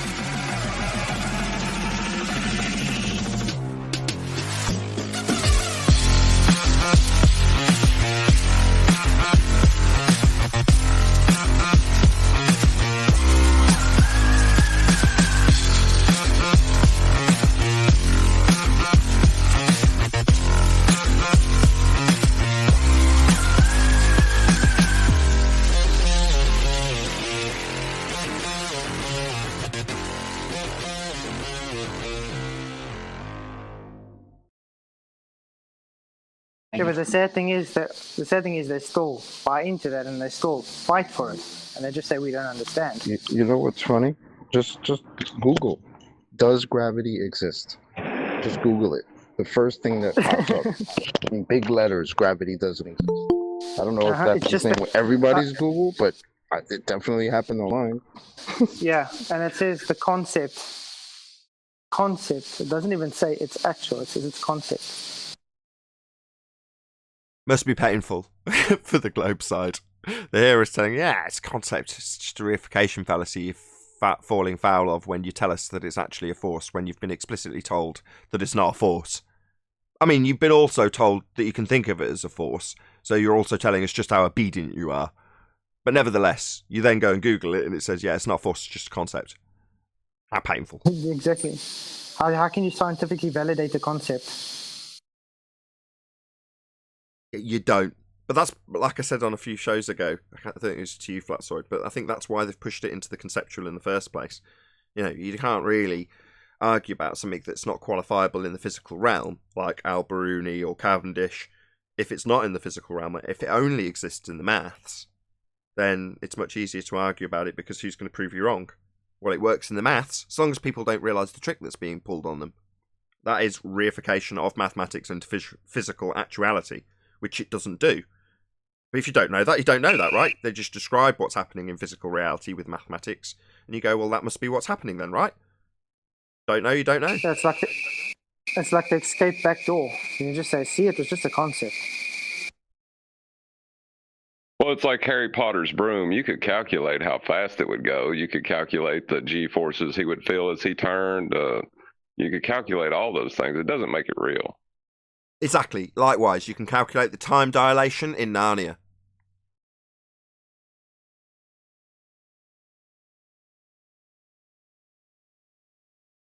It is. It's a painful thing to be a globe. I want to hear something really silly. This might be a little off, but we were talking about this one day in 24/7. Say, yeah, you can just calculate stuff. Like you calculate how fast Superman flies and all this nonsense, right? So I looked it up. I actually put it in because I was like, somebody's probably done this. And of course, who pops up? Neil deGrasse Tyson. So he's talking about Superman and how Superman flies. And the guy is so retarded. He doesn't even say that Superman's flying. He says he's just jumping. No, that's right. No. What he's saying is, in the heliocentric rhetoric, you've got a force of gravity that's not a force, but we won't get back into that. We've already covered it. But they've got orbits. Now, Superman is very much part of the predictive programming, if you will, for space. So what does Superman do? He demonstrates an orbit. when he flies around Earth. Now, what Tyson's saying is he's just performing the same motion as the ISS. So you could say the ISS is, quote unquote, flying at 17,500 miles an hour. But it's not. It's just falling around my presupposition of an Earth that's spherical and with orbital motions where things fall around other physical bodies.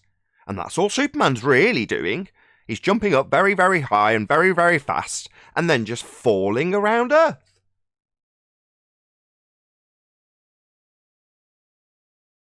Superman's there to brainwash you. He's there to show you the globe and he's there to show you an orbit.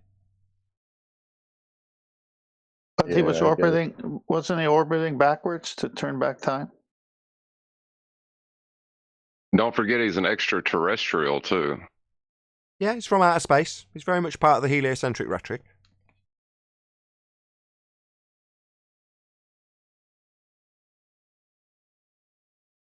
What's the paper, Clark? This is just sad because he's. What's the paper that Clark Kent works at? Daily Planet. And it even has a planet on top of the building.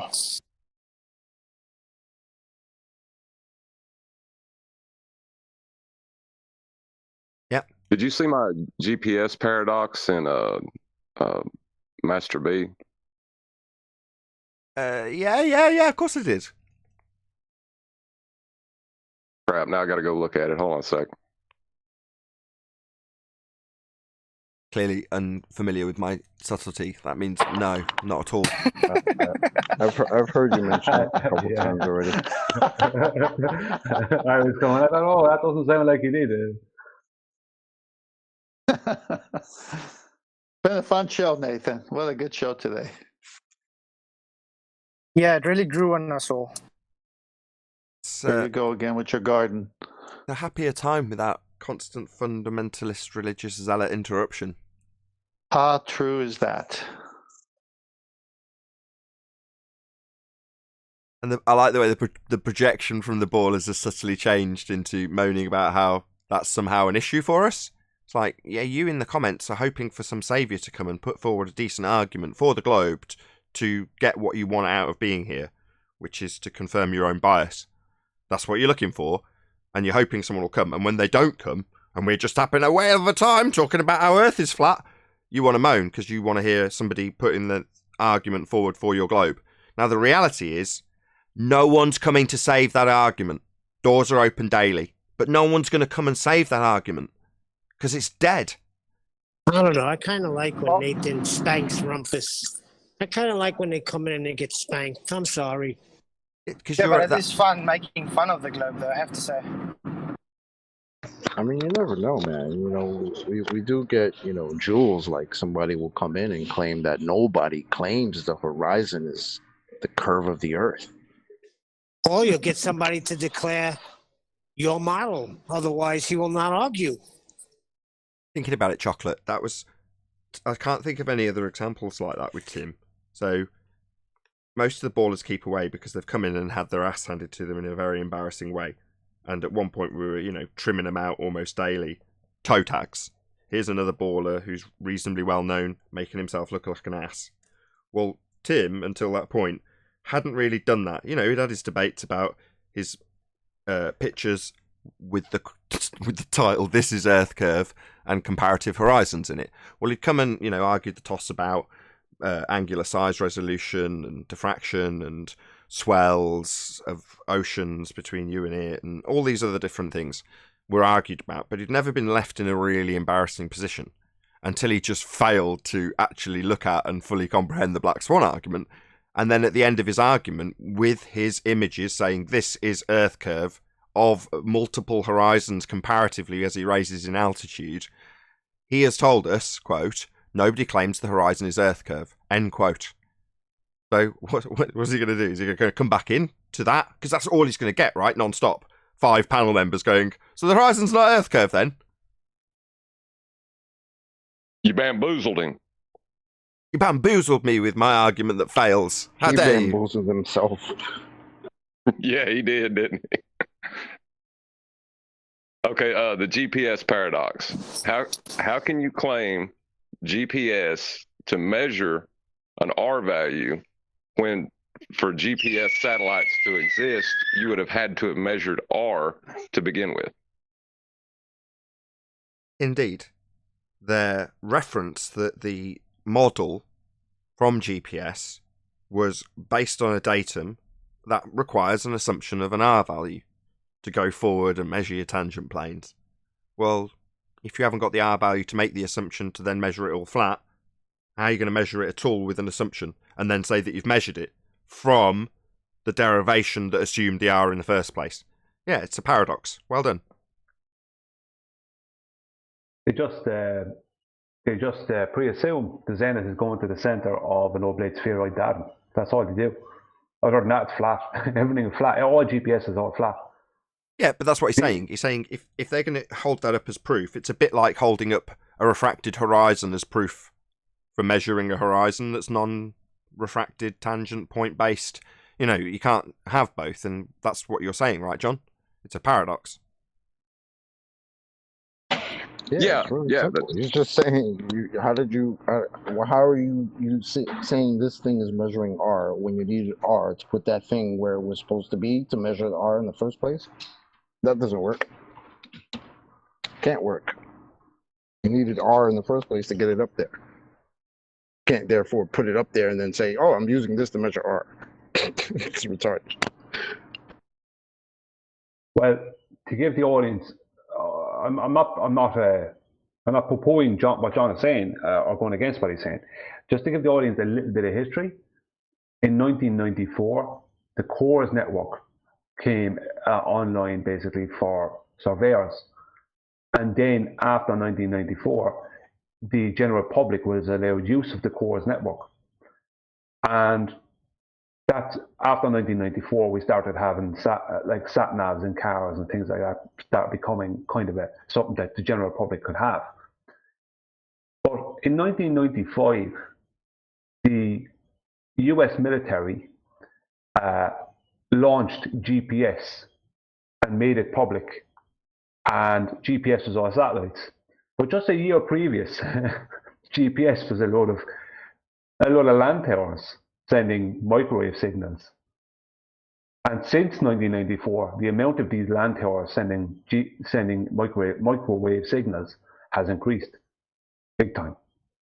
But in 1995, the US military allowed GPS to become public, even though in 1994 GPS was set up for surveyors, and then it became public after that. You see what they did?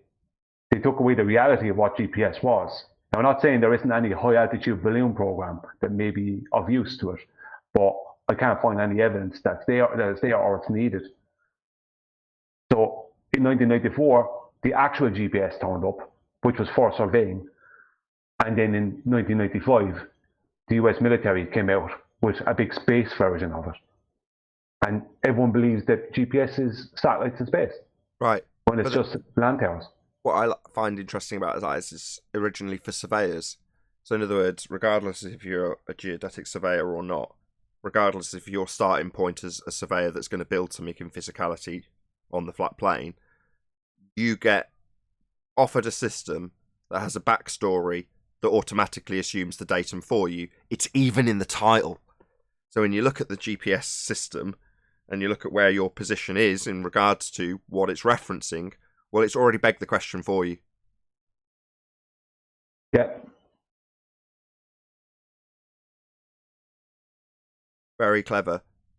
The deception's clever. I hate admiring it, but it's just one of those things. You know, that the loss of it originally turns into admiration for how someone can create a construct that's been reified by the majority of the Western world so convincingly. You've got to take your hat off to that. When my anger about it finally dissipated, that's all I can do is be mesmerized by how complicated it actually is. Yeah, exactly. You go, wow. And then you can admire it for its beauty. When you go, well, it's only a model. But what an intricately complex, full of contradictions model it is. And the fact that, like I say, so many people can reify it into their actual world without any consideration or very limited consideration takes a huge amount of work in preparation, groundwork, to lay those foundations for the whole of the Western world to be adhering to all at the same time. Just amazing, really. Could I share my screen, Nathan? Can? Okay, 1 second now. This is to do with globiolus. Before you go through with that, is globiolus the cause of the Coriolis virus, or is Coriolis virus the cause of globiolus? No, globiolus causes it. Well, I don't know if I'm going to attribute it to the cause. The globiolus is the glober's description of a minor hijacking of what we actually have, Coriolis effect, and an insertion of the retention of, no, what's the term? I keep getting this wrong. Conservation of angular momentum. There we go. I got there in the end. So it's those two things. The Coriolis virus is a relinquishment of the argument that we even have reference frames at all. So it's telling us we wouldn't expect to see any drift. Now, when they describe presupposed drift that's got a changing rate based on the speed changes when describing the conservation of angular momentum, that's globiolus effect, as opposed to telling us that we haven't got any reference frames to assert, i.e. like flat Earth's making an argument that needs reference frames. That's Coriolis virus. Okay, I'm just correlating them in my mind then. If you get a glober telling you that we wouldn't expect to see drift, or, if to be more overt, you and your reference frames have been ruined, that's a quote from a glober leaving fundy named Simon Dan. Now that's telling me that my reference frames, that I don't claim, are ruined. Well, we don't have any to claim, but the globe absolutely does. So that's a disease that they suddenly they have upon realising that there isn't any demonstrable drift. Well, that's what we point out. Nothing's drifting. Earth's not turning underneath anything. Then they mistake that for it being our argument. Like we're saying there should be drift. They mistakenly think that we're making the argument we're debunking. And they tell us we wouldn't expect to see drift. It's like, no, that's your argument that you're now debunking. So that's when they suffer this infection, because they've realised there's no drift. So they have to tell us, well, we wouldn't expect it, even though they're claiming it. And one of the symptoms is going against their own priests. Yeah, like one of the Neil symptoms. deGrasse Tyson, who actually absolutely claims that there is drift, even tells us how somebody scored a field goal because of it. Yes, exactly. Symptoms include telling your opponent, that would be us, flat earthers, that Neil deGrasse Tyson is simply wrong, and that we wouldn't expect to see drift, and that you and your reference frames that we're not claiming on the flat earth side are ruined. And don't forget also symptoms is double speaking. Something they say 2 minutes ago, and then they contradict the opposite of what they said. And then they say, no, we didn't. Yes, for example. I'll put it in Master B for you if you can. Are you presenting now, Brian? Yeah. I will come to that, Adam. I'll just present Brian first. Yes, you're up, Brian, if you want to change the screen off the Hangout page. Yeah, 1 second now. This is just something. This is from this physicsclassroom.com. This Glober sent me that this morning. As you can all see it, right? This is supposed to somehow explain their claim, as if we need that explained to us. They're trying to say that the ant here and the ladybird are moving at different velocities, right? But if you can see up here, ladybug, linear velocity, 7 centimeters a second, ant, linear velocity, 22 centimeters a second. But they also say rotational velocity, 26 degrees a second for both of them, right? This is completely debunks their claim. Because if you look, anyone here who wants to look, I'm just going to stop it a second. If you look straight ahead, I'm just going to go around so we can see it. Now, right there. You see this ant? If you look at his head, he's in direct line here between the P and the A on the record, right? So I'm going to go again, and he never leaves that point, and that point never leaves him, which completely debunks, right, their nonsense, where they have this conservation of angular momentum, which is a consistent, continual conservation, and that as the ant moves towards the center, that he is moving faster than the rest of the record. No, he's not, he moves in a straight line, he's going to be moving directly towards the P and the A, and he will keep on going around at the exact same angular rate. This completely debunks them. This is just such a simple little thing. And this is supposed to back up what their claims. Well, let's just ask you a couple of questions. When they claim that we don't understand what Coriolis effect is because it's not Coriolis, it's conservation of angular momentum. Which of these two measurements, linear velocity and rotational velocity, which one of those is angular? The rotational velocity. So not the linear velocity then? No. So when they say it's conserving angular momentum, we need to look at the rotational velocity, which is measured in degrees in this example, or radians, correct? Yes. So who cares what the linear velocity is? They're claiming angular retention. Exactly. Okie Exactly. dokie. That's excellent. Yeah, perfect. That's what they're doing. Sorry, Nathan. I just want to put the main part of the summary in, which is, regardless of this claim of globiolus effect, Brian and I are now arguing about how globiolus works. Because for Coriolis effect to occur, one of these two insects has to observe something that's not on the rotating platform. For example, if you watch the ladybird, he's going, oh no, the ruler, oh no, the ruler. Where's it gone? Oh, the ruler's gone now. Oh, it must have moved away from me because it's moving, it's drifting. Oh, there's a ruler again. Oh, it's coming closer. It's getting closer. It's not moving. It just appears to be moving from the ladybird's perspective. Now he can't see it because it's behind him. But as he, the ladybird might be a she, never know.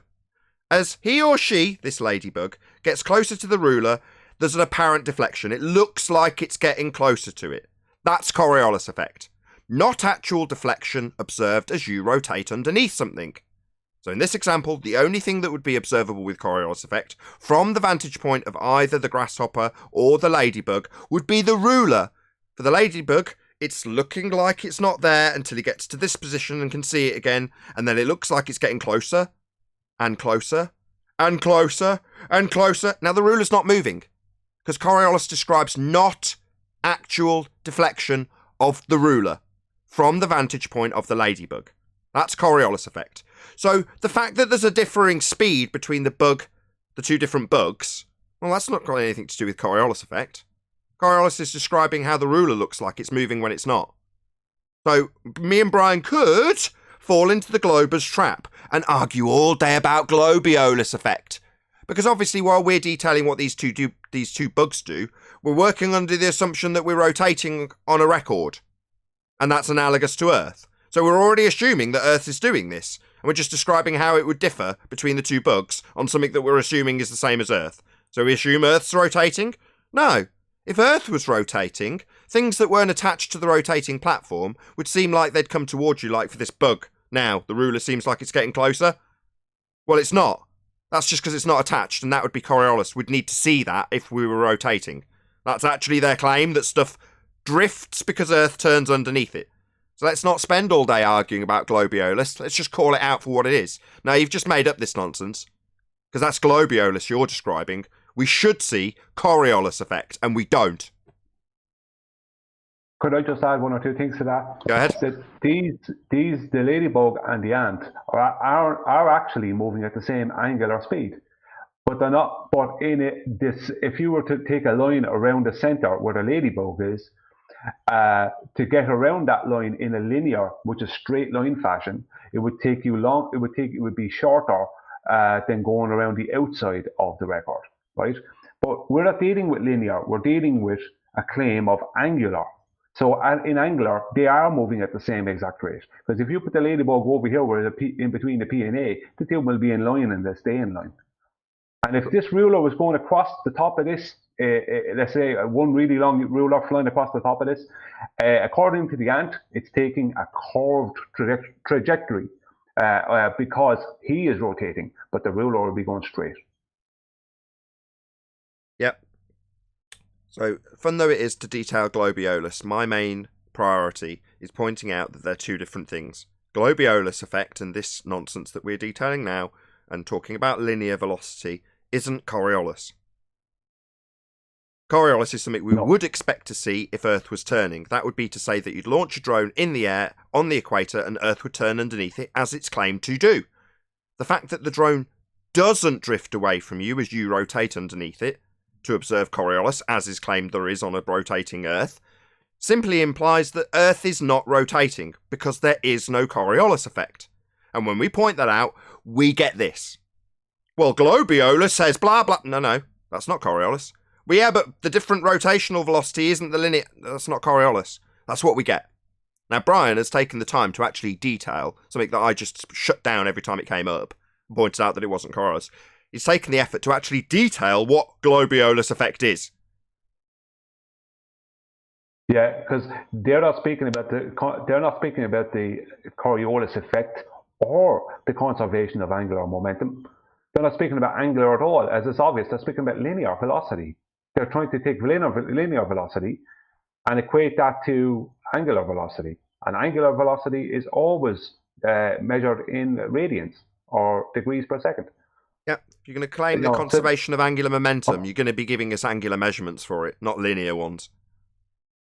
Well, the angular momentum is measured in kilograms per. I can't remember the exact measurement, but it's not. But the whole thing that gives you angular momentum is angular velocity, and angular speed. The two of them are they're measured in degrees per second or in radians. What they're talking about is not the conservation. It's not angular velocity. It's not angular speed. It's not the conservation of angular momentum. And it's not the Coriolis effect. They're talking about some completely mutated version of God knows what. Perfect. Right, Well, Adam. on share now? Well, I want to move on to Adam, but thank you very much. Okay, no worries. You want me to put this on screen, Adam? Well, no, I was just before as we was discussing. I mean, I'll share it. Yeah. Okay. It just, where is it present? So while you're doing that, this speaks to the point that BLMSB69 got covered in the show today when we were talking about the distance to the sun and parallax. So let's pop you up on screen. Okay, you're up. Can you see it? Is it your Coriolis up? Yeah. Or is it the parallax? Which one have I got up? You've got Coriolis virus symptoms thereof. I'll move this one over. It was just, I was listening to you guys earlier, and this is from a geocentric thing, but it is something, when you mentioned it, it did ring a bell from the past. What you're saying, and the thing that rung a bell was them saying, just ignore it. You know, when you're calculating, and you're doing it, and you get it, and they admit you get these negative parallaxes, but the astronomical way of dealing with it is, as stated, just ignore it or turn. So that was the bit I remembered, and I just went hunting a little bit. And the first two paragraphs are quite good. It's according to Heliocentric, there should be no such thing as negative parallax. As you detailed, it's impossible. If parallax is rightly called so, that is, if it is an optical illusion of apparent movement due to Earth moving around the Sun, then it follows there can only be parallax in one direction at a time. Earth cannot make its orbit around the Sun by opposite ways at once. The parallax must then be what is usually called parallax or positive parallax. If Heliocentric does hear about negative parallax, he writes it down as bad measures. But if the measures for negative parallax are bad, so are those for positive. They are measured by the same tools. Epic. So this has been covered. That's epic. Yeah, I actually measured negative parallax with one of my friends once, and we just assumed that the instrument was wrong. Oh, I see. Isn't that mad? Like I said... What I didn't know, Nate, was what you'd said.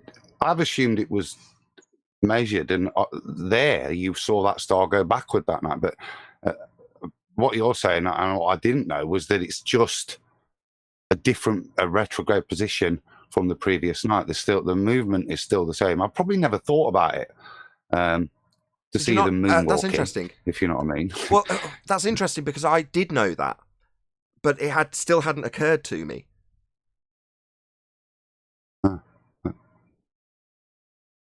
Makes it more mysterious if it's doing that as well, though, doesn't it? Because it takes it out of any model.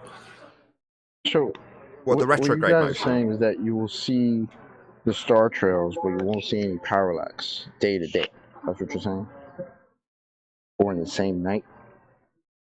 In the same night. So throughout a time lapse, I will look at this after the show's done, but in BLMS B69's videos, he's got 2 wandering stars, aka planets, that are at significantly different distances throughout the night with no parallax.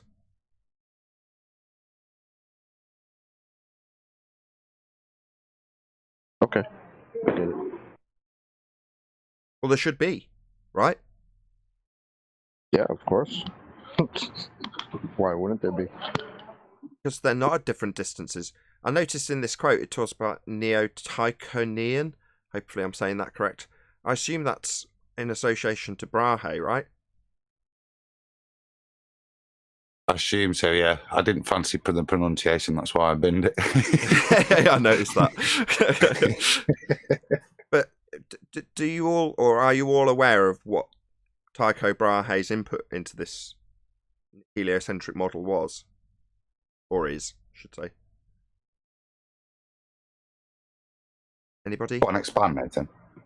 Well, he objected to the notion of heliocentrism on the basis that the distances, when you derive the distance from the application of Kepler's third law and Venus being the same size as Earth, would make the distances so vast that for us to see them, they'd have to be absolutely colossal. That was his objection.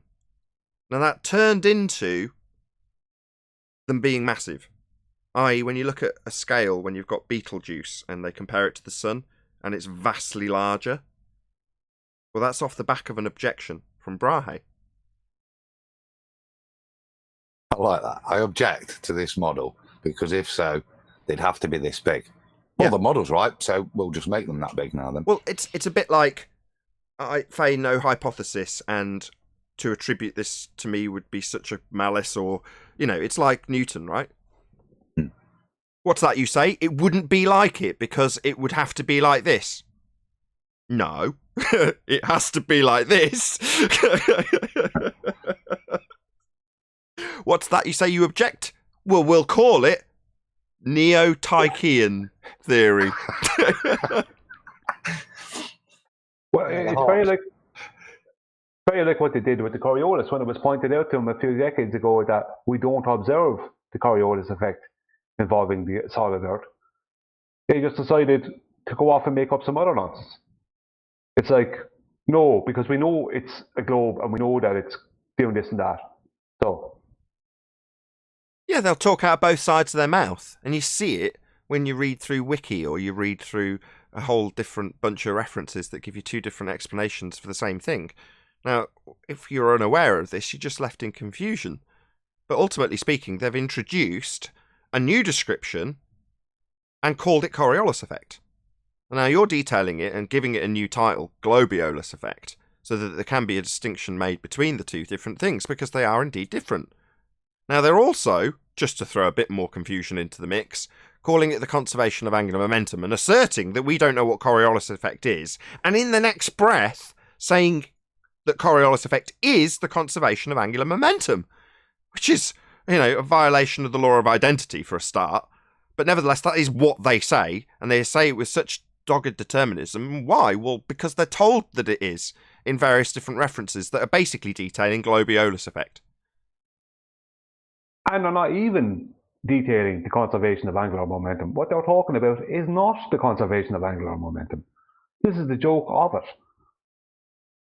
Yeah, but then you can start detailing what that is and arguing about how what they're describing isn't conservation of angular momentum or isn't Coriolis effect, rather than detailing, and this is the point, the Earth isn't turning underneath stuff, which is what they assert it does. That's what Coriolis is, and occasionally from the high priesthood, like Neil deGrasse Tyson, will be asserted precisely in line with what Coriolis actually is. And in rebuttal, when we say, well, nothing's drifting, they show us examples like the one on screen and say, well, look, stuff doesn't drift. It's like, what, no Coriolis then? You're supposed to have Earth turning underneath stuff at 15 degrees an hour. Degrees an hour? That's what they assert, 15 degrees an hour, turn of the Earth underneath, stuff not attached, so it appears to drift. So from the stands, you watch a ball go through the goal because Earth turned underneath it. The sniper has to lead his target according to them, not that it's true, because apparently when you fire the gun, the Earth's going to turn under the bullet. Well, that's Earth turning underneath stuff that's in the air for a second and a half, until you launch a drone. And then suddenly, the drone motors can negate 1,000 miles an hour turn of the Earth. Why? Well, because it's in the air for a significant period and isn't showing any drift. So therefore, we wouldn't expect to see drift, is their argument. And they start telling us about how we have globiolus deflection. So there is a little bit of deflection, because I assert conservation of angular momentum, and then detail how there's a difference in linear speed as you move over a presupposed spherical surface. That's what they'll do. Never getting to the point, which is we haven't got anything drifting. I don't launch a drone and it flies away at 1,000 miles an hour because I turn away from it. That doesn't happen. No, it does not. And meanwhile, they'll tell you how an actual storm like a hurricane is happening because of this apparent deviation that we don't see, that they'll just told us why we don't see it. But then they'll tell us that, oh, we do see it because of hurricanes, which are actual. And then reverse the burden of proof and say, well, how would you explain it then? Yeah, exactly. How would you explain the differing directions of rotational speed on a flat Earth when you've got acclaimed different directional speed of weather patterns on a sphere Earth when they presuppose it? And you go, okay, you're asking me this in relation to a claim that is supposed to prove Earth spins. That's Coriolis effect. But the actual spin direction of a hurricane has absolutely nothing to do with you observing not actual drift. Unless you were in the hurricane spinning around in it. Then if you get really lucky, maybe you can ask the globe why hurricanes appear to be rotating from the inertial reference frame. And maybe that globe will tell you, well, hurricanes 100% move in straight lines. That's Kosho. And then wait for them, and then just laugh and laughter ensues. That happened. That was Kosho with you, right? Yes, sir. Yeah. So for it to be actual Coriolis deflection, that's a kind of contradiction in terms, but we won't go over that. But for it to be actual Coriolis deflection, which in reality is not actual deflection, I might as well give it clarity, you'd have to have the wind travelling in a straight line, but because you're on a sphere Earth turning beneath it, from your vantage point on the ground, moving beneath it with a curved trajectory, it would appear that the wind moves in a curved path. That's Coriolis, if it was being described accurately on a globe Earth, which would therefore imply that the winds aren't actually moving in a circle, they only appear to move in a circle because you're turning underneath them, observing Coriolis effect. But that would mean the winds are all travelling straight. Just a straight line of wind that only looks curved because you're turning underneath it. Absurd to the nth degree. Which is funny, because that's Kosho trying to stick to his model, except the whole part of it being depicted from the inertial reference frame, usually above the hurricane, and it's rotating. That goes against your model, buddy. Yeah, they don't know the difference between not actual deflection, that's Coriolis effect, and actual spin directions. The difference between not actual and actual completely eludes them with most things. Doesn't matter if it's the horizon or Coriolis deflection. They don't know the difference between actual and not actual. And that's really what this is all about, right? The globe itself is a not actual thing, it's a model. But they think they're standing on it. So when a hurricane passes by, it's not the hurricane spinning against everything, it's everything spinning against the hurricane, because the hurricane's just going straight. That's what Kosho would have to imply if he's saying that it's an effect of Coriolis. You turning underneath a line of wind and it only appearing to go in a circle because you're turning underneath it. Because that's what Coriolis is. And that's where he was led by Chocolate when he's got him to detail the actual effect of Coriolis effect and then get him to his conclusion about what that actually infers. It infers the wind's moving in a straight line. Ridiculous. But that's what he'd have to say, and he did.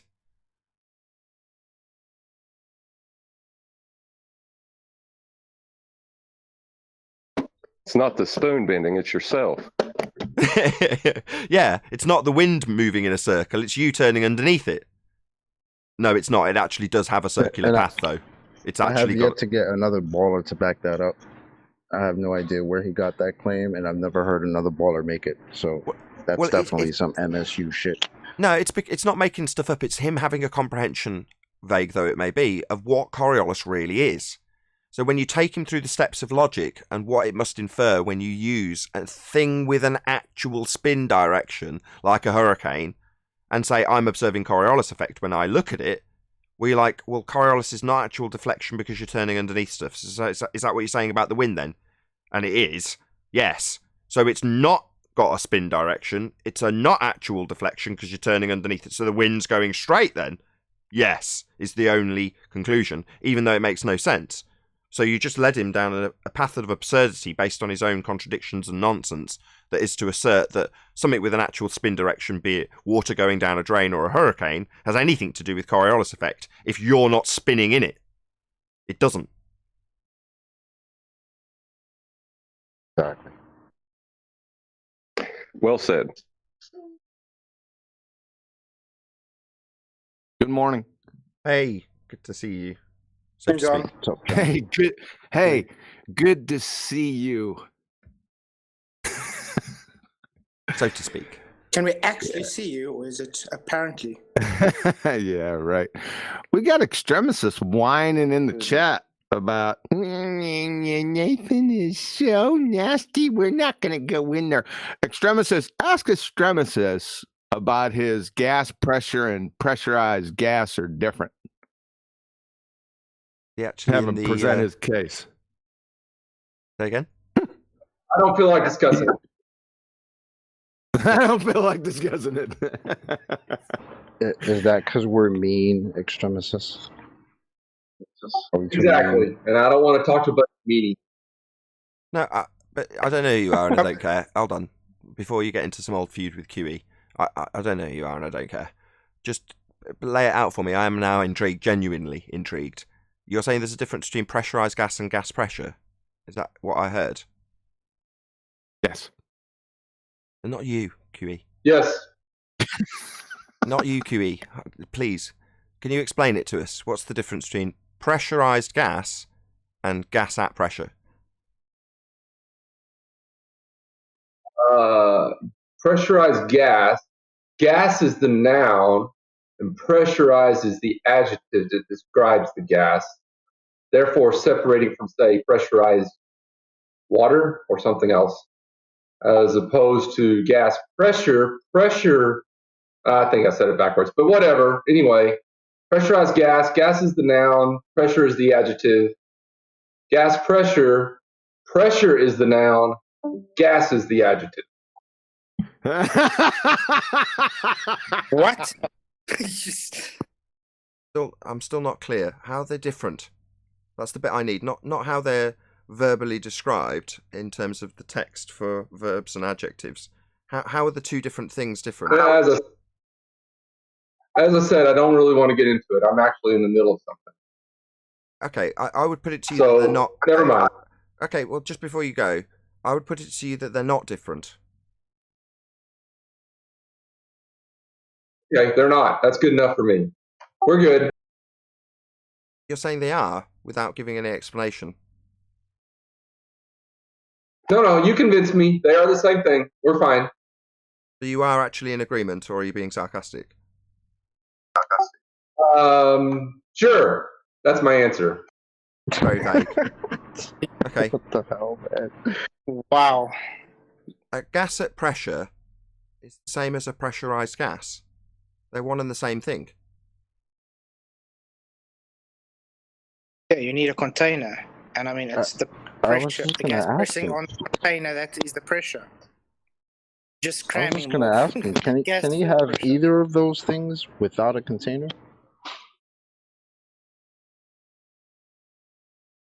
It'll be a no, chocolate. The word pressure is the important part. As is in both of them. Extremistus? Still there? I'm ignoring you now. So don't ask me any more questions. I just one last question, man. Can you have either gas pressure or pressurized gas without a container? Either or.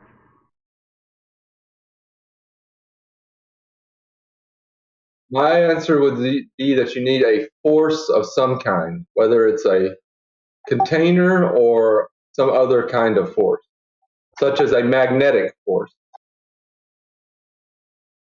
So can you show that? Can you show a magnetic force with holding gas pressure without a container? Is that something you could show us? No. Okay. Alrighty then. What other forces could that possibly be? I don't know. I'm just making it up as I go. If you can't show that, then how do you know that that's the can case? create a containment? Hold on, just chocolate. If you don't know that, Extremistus, how do you know that that's the case? If you can't show that. No, I'm making up as I go. Oh, okay, thanks.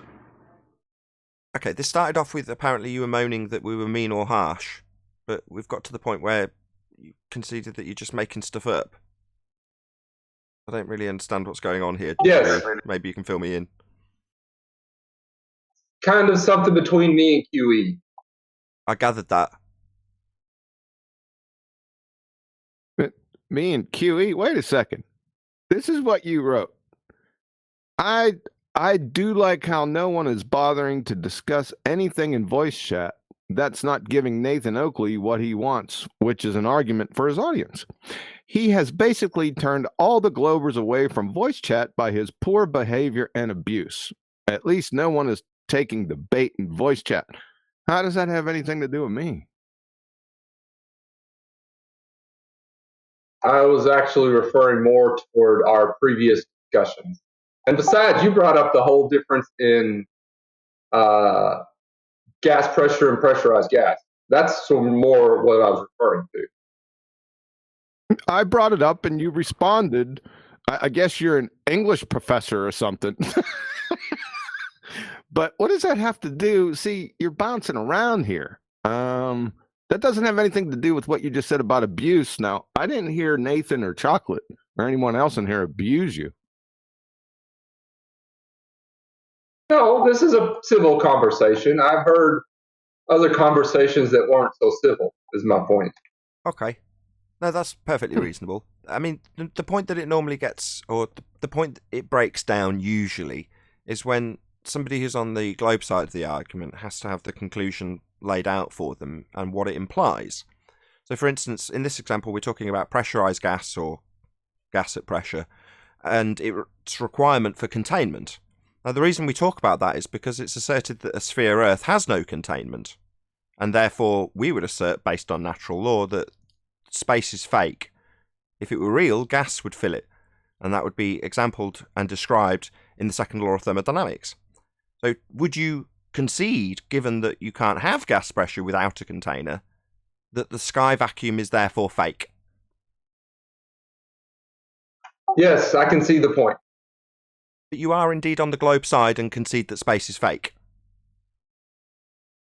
Sure. Well, welcome to Flat Earth. Space is fake. All the pictures that you thought you had of Earth aren't real. Thank you. I'll enjoy the stay. Come on now, let's be honest. You don't really agree to that. Be honest. No, but it's what you want to hear. So and according to you, I want an argument. So I don't. Now you're contradicting your own statement in chat. You're saying that I wanted an argument, but yet you're giving me something that you say I want, which is to agree with me even though you don't agree. So you're kind of contradicting yourself. It seems weird. Okay, then I'm not giving you what you want. Whatever. Anyway, I'm done. Done? We're at the point where you've conceded the sky vacuum's not real, but you now say you don't agree with that. Presumably it's that sarcasm we had before. So what do you actually think then? Do you disagree? Space still real, even though natural law violates it by a sky vacuum space that gas could fill? Yes, that's my answer. Excellent. Anything more than just a yes to back the idea that we've got a space that gas could fill? That's it. Just yes. That would assert zealotry and fundamentalism.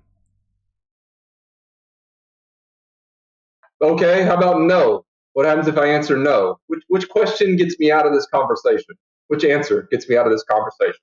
Well, the answer that you gave originally, What's the matter with you, man? the answer you gave originally was, yeah, I understand. Based on the second law of thermodynamics, that's in the example that we're giving here, the free expansion of gas into a vacuum, easily demonstrable, entropy increase. The sky, if it were a space, it would be a space for gas to fill, and it would fill it. And now you agreed, but after said, no, well, actually, I don't agree with that. Now we're at the point, well, why?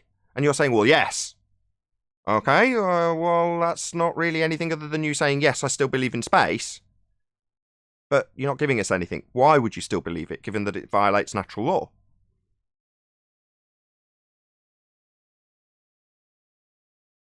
I don't know. I give up. I'm done. You win. I'm done. Oh, well, that was really pleasant. I Thank concede you. all. I agree. And normally I have to yell that at the fundies. Yeah, I won, didn't I? That's right. No yelling needed. Yeah, I'm really nice when people are reasonable and they accept their zealotry. That was easy. There you go. Maybe more people be more reasonable. Maybe more people can accept their zealotry and that they just have a belief in sky vacuums and sphere earths and stuff. Yeah, maybe. We can agree on that point, yes. Excellent. Hopefully there's more globers like yourself. Is this what the globe I'm is glad I can be now? It could be. It sounds like this is the step on that ladder that we never see. Now, our closest we've got is John here on the panel, right? Which is to say that you go beyond the point of anger, you go beyond the point of bargaining, you go beyond the point of depression, and onto acceptance. Yeah, I realise it's just a belief. Not a lot I can do about it. I still believe it, but I accept it.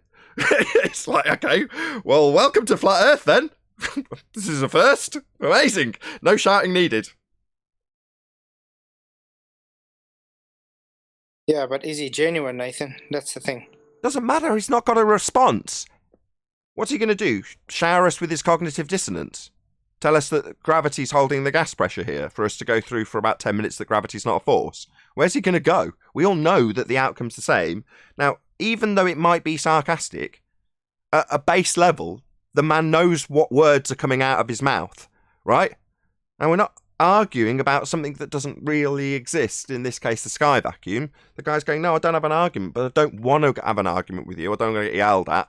And other than, presumably, asserting a bit more zealotry or reasserting a point that's already been demolished, where are you going to go? Well, the answer is nowhere. Space is actually fake.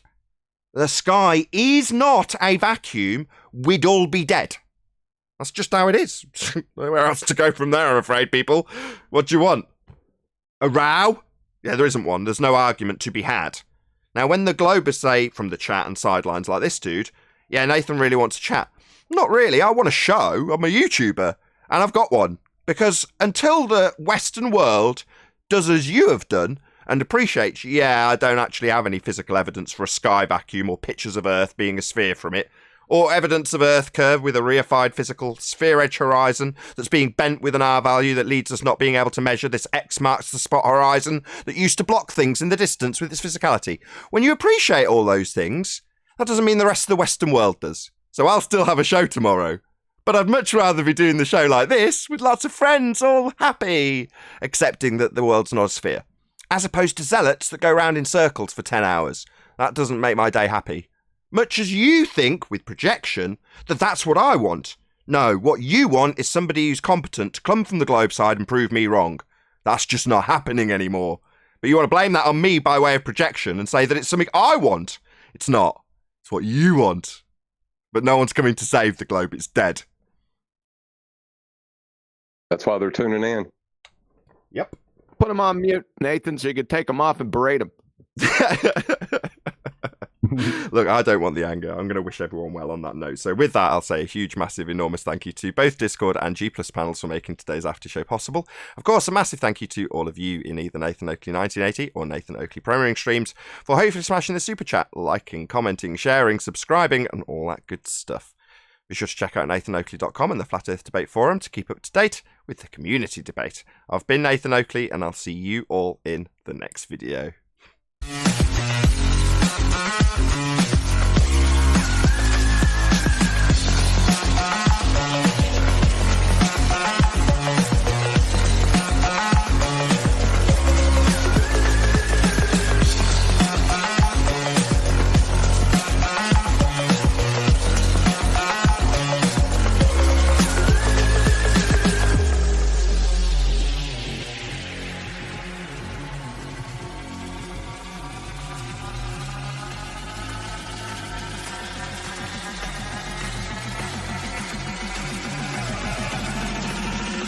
Oh, what a name! What a lovely name!